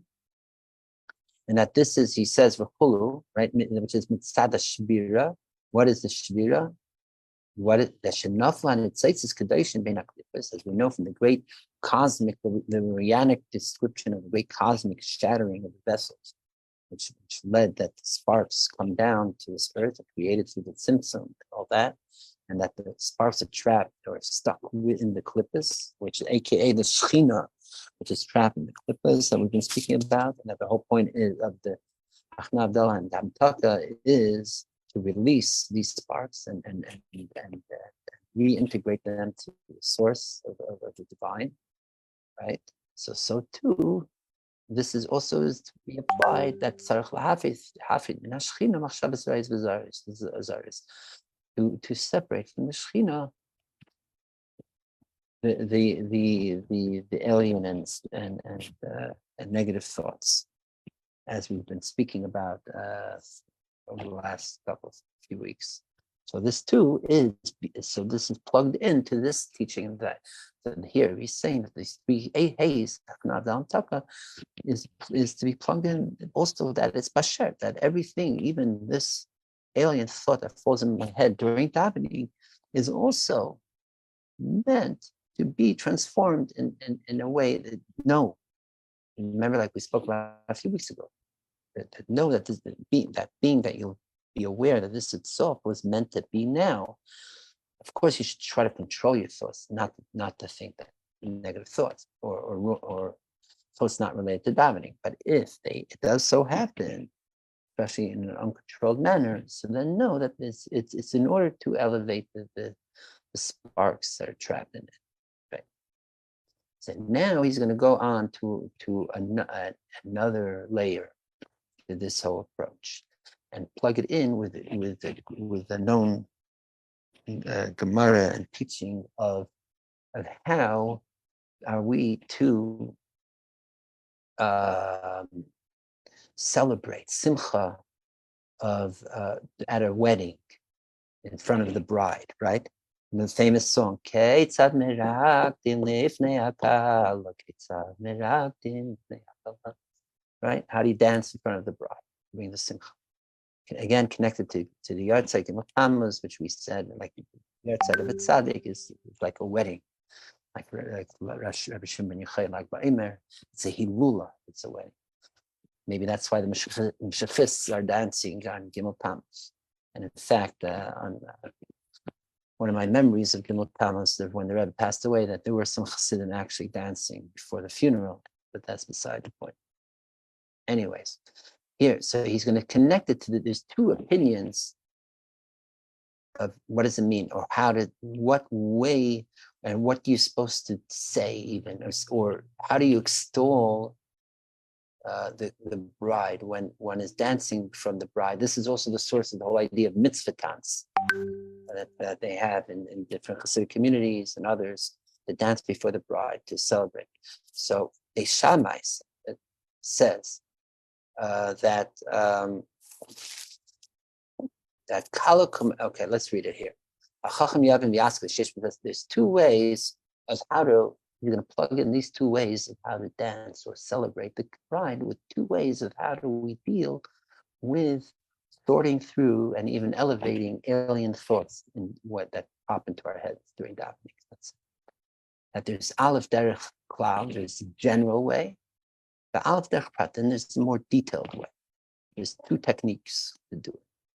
Like I heard from my teacher, the Baal Shem Tov, I wrote it somewhere else. On the famous Mishnah in Ksubis, or the Gemara, Ketzim Miraklim with Neakalo, how do you dance before the bride? The Shami says Kala Kmishahi. The Kala is to dance is as she is, meaning don't try to embellish and overdo it. Just extol or recognize the greatness, even beauty of the bride as she is. Regarding it, like almost don't over compliment the bride.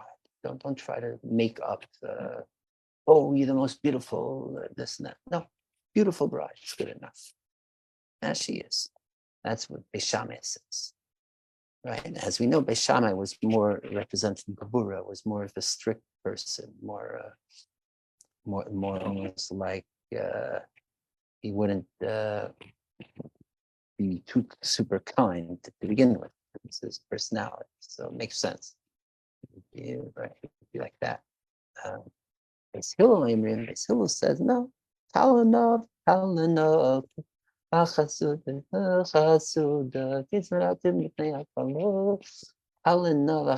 beautiful and gracious and loving, kind bride. Yeah, just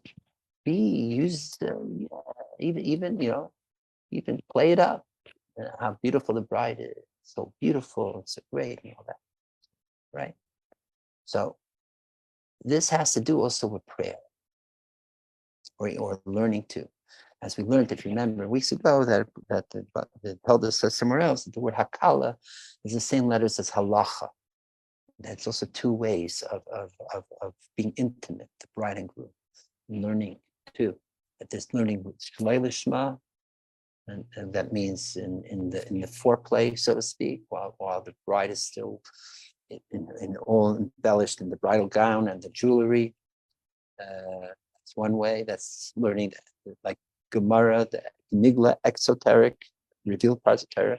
And there's more intimate, the mysterious, the Kabbalistic ways. Because the Nister of Torah, that is the Torah Lishma. It all has to do with that. Anyways, so here he's saying that these two ways of Beis Shammai and Beis Hillel also tell us these are two approaches of how to deal with our thoughts and doubts. The Beis Shammai holds the Bisman of Galus, Savi Derech Klal Kumeshehi. That it's good enough in general way. What does this mean? Let's say you're davening, right? And then an alien thought pops in your head. Now, how do you deal with it? So Beis Shammai says, don't go into the details of your thought, how it is. Just be aware that you're having an alien thought, and be aware that it's coming from God for whatever reason. As we've spoken about in different ways in the past, maybe for us to overcome the alien thought, to refortify our davening. But you don't have to go into the detail of the thoughts of what is the content of the thought. While you're davening, you're thinking about it, you have to make a phone call to your doctor. So don't go into the idea that you have a doctor and you have a cell phone thing, and what's the phone number, and what's the reason you have to call the doctor, whatever. Once you start thinking that alien thought to call the doctor, just override it with thinking, this alien thought is not going to eat me up. I'm not going to feel too bad about it either, because this thought is God put in my head, so that I should overcome it to have even stronger kavanah in my davening, right? So again, I'm just approaching this alien thought in a general term, meaning it doesn't make a difference what is the content of the thought itself, or how I should dissect the meaning of the thought, or to see what parts are conserve my davening or not. No, just overcome it in general terms, general ways. Don't delve into the nitty-gritty of the thought itself. And And that's good enough. And that in itself is a way to sort of dance in your prayer, play, dance around the alien thought of the prayer. That is Beishan. Beis Hillel Imrin, but Beis Hillel says no. The tzarich derech prat, to go into the details of this thought, lakashet akala, to adorn, to beautify the kishutim, adornments, the jewelry of the bride, should adorn her, should take nova chasuda, should be beautiful. See, I already skipped ahead to explain it how it has to do with the alien thought. Let's see him spell it out here. So too, if the person has the perseverance that he is astute enough that he could delve into the content of the thought without getting sucked into thinking more about it in a way until that alien thought takes over his and distracts him from his davening altogether. So then, pause for a split second, whatever. Then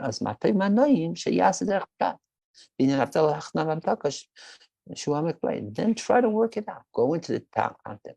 Give you an example. Doctor, like in this case, calling your doctor. So doctor needs to heal. So maybe I need to heal myself. So why does this thought in my head pop in? To call the doctor, it means I have to call the Reifei Chalbasar, the Rafeinu Hashem Rafa in my davening.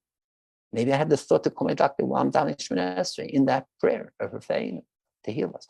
So rather than thinking about a human doctor and my physical cell phone, I should now transform. And this is like a metaphor for me to call. That means to pray with real kavana to the true doctor, which is Hashem, to heal. And not only physically, even spiritually, and so on and so forth. So you see how you could even go into the details of this thought and elevate it. Again, through this step process, Havdalah. Here he's putting first Havdalah and Havdalah, but we know it's first Achna, then Havdalah and Taka. That's probably the reason it's putting this way, is because already when you're beginning davening, you're already supposed to be in a state of Achna. Okay.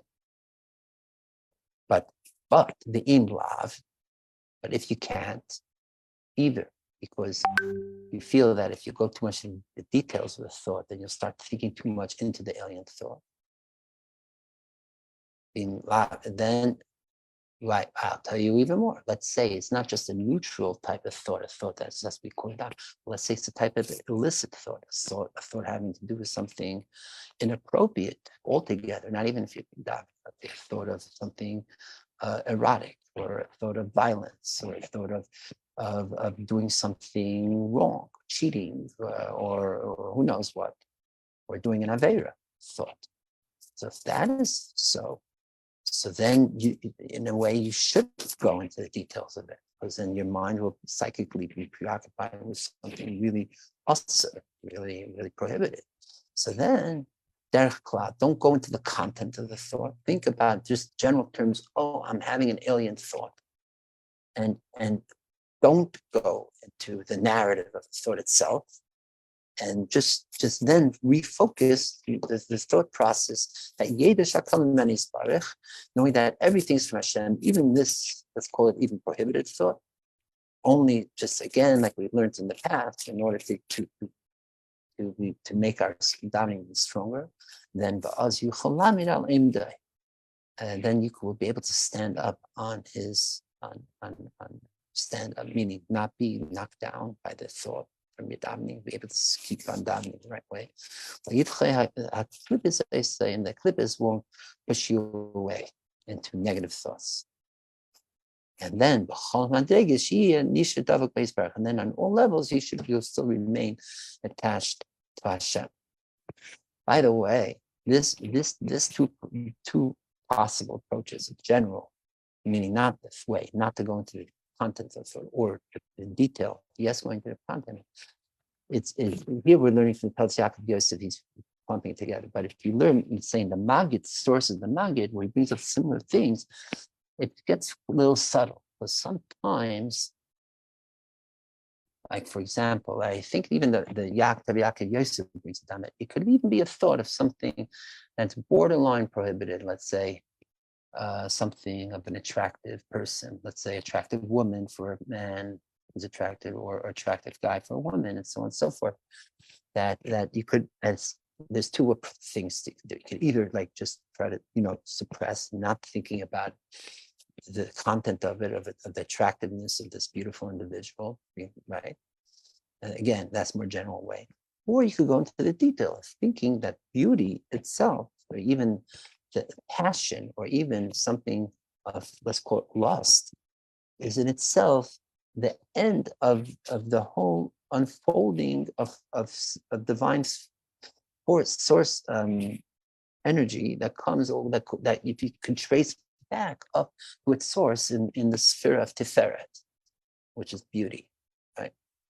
In the God, in the sphere, in the divine way. And so then what you would do is, and you would think, oh, seeing how Tiferet of Hashem has made its way all the way down into corporeal form, right? And in that way, you're almost dissecting the lasciviousness of it from the sacred beauty of it, right? And that in itself is a different way. Sometimes the Maggid has, sometimes you're supposed to think even of this attractive individual, thinking of what's behind, under the skin, that inside the functions of the body really is just decay and intestines and schmutz and waste in the GI system, or just blood flowing through.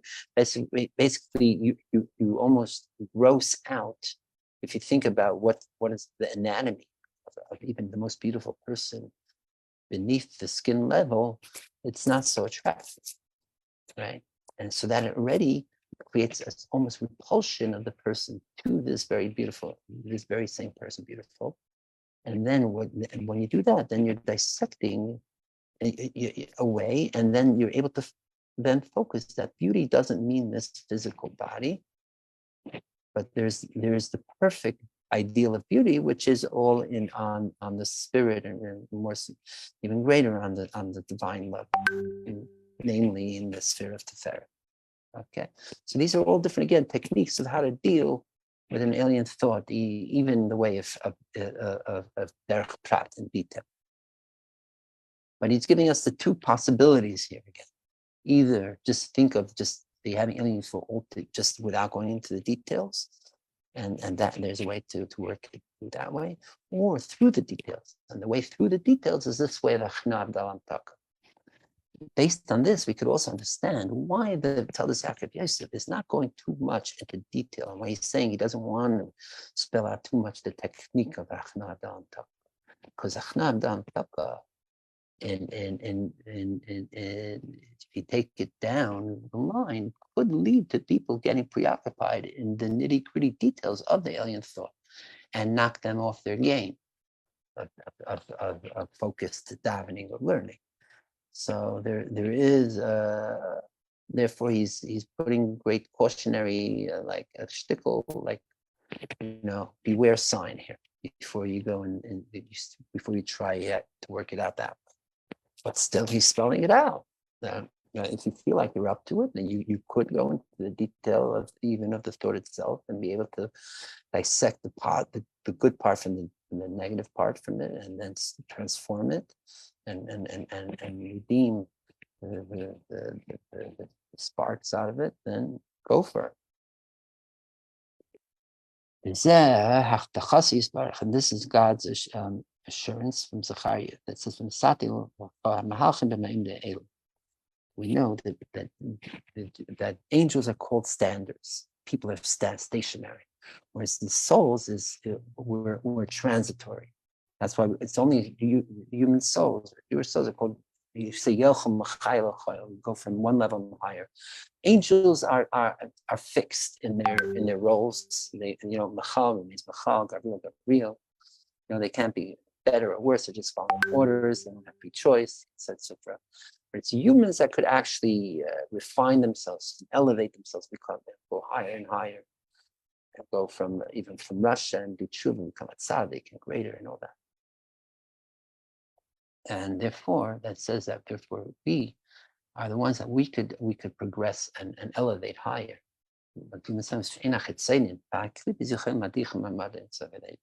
And none of the external forces can knock us down. If we know how to deal with even our alien thoughts in ways that it does, that we refine them, but they don't take us over. Okay. Based on this, he explains what it says back to the Mishnah and others, right? That place great students. They should set up Talmidim Harbe. He teaches Talmidim Harbe almost like many students, like the many thoughts. But the many thoughts, the students that teach us in Chasidim, this is actually gives us the fortification to persevere. Amid most of teaching, if you have the very ways of teaching and analyzing our many alien thoughts, then we could really stand. We could be stable and not waver from our davening or learning. Stand firm on our position. Not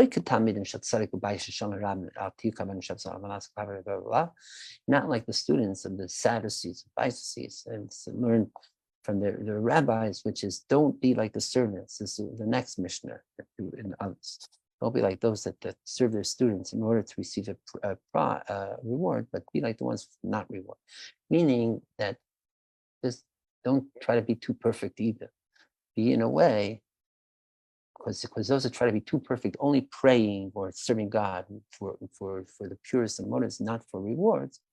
Guess what? Then they don't even pray or do the right thing for the reward. It's sort of a reverse teaching of the Mishnah itself. Because then you can even lead and become heretics. Therefore, the advice is it leads to the third teaching, to associate Torah, to make guardrails, boundary, safety nets for Torah. Doesn't just mean chumis. That's yog, meaning like this. That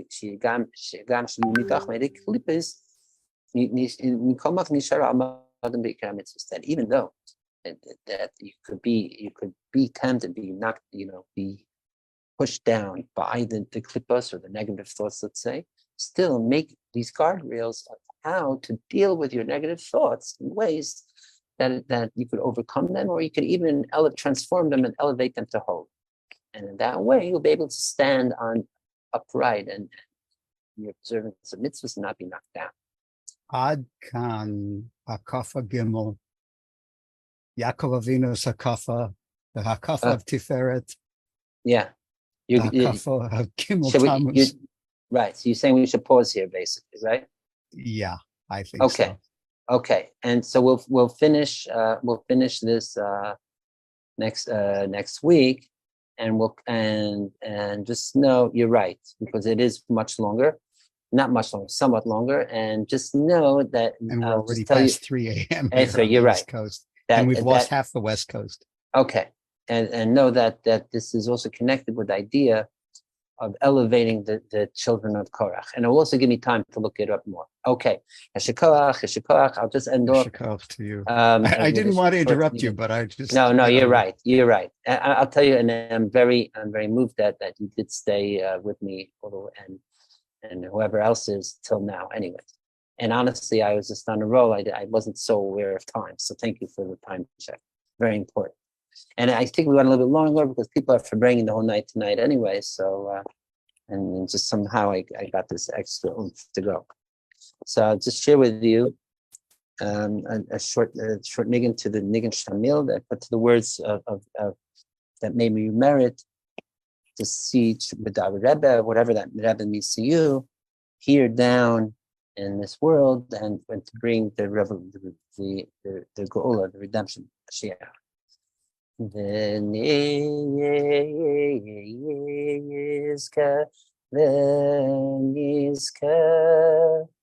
zan dich mitten werden.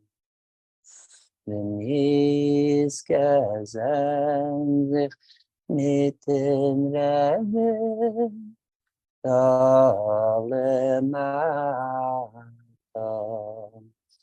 דלמטה in הגוף ולמטה מייסרת ולמטה מייסרת אפרים והוא יגלנו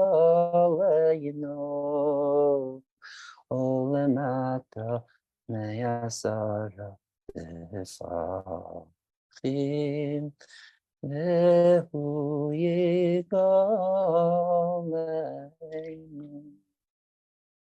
All right, thank you everyone, and till next week, may Amish may to use and keep on shining. That's the lesson of Gimel, the solstice, and Parsha Karach as we learned, and Amos, and only the best of the best to everyone. And l'chaim, we all agree to that tonight's the night to say l'chaim. Thank you As the again, Rebbe Jonathan, would say, for being. L'chaim u'levracha. Yes, and as the word levracha means also leiv raka, with a soft heart. Okay. Love you all. Good Shabbos, Jonathan. Good Shabbos. Good Shabbos, Rivka. Good Shabbos. Good Shabbos, Ariel. Good Shabbos. Good Shabbos, Steve Abozusha. Good Shabbos. Good Shabbos, Danny. Good Shabbos. Good Shabbos, Dana. Good Shabbos. Good Shabbos, Johnny. Good Shabbos. Good Shabbos, everyone out in Facebook land. Good Shabbos. Good Shabbos, everyone in the whole wide world, including our alien thoughts. Good Shabbos. Good Shabbos, Hashem. Good Shabbos. All right, so we're going out of Facebook. All right. And whoever if anyone was else, Yoshev Rosh. yeah, and the Yoshev Rosh too, right?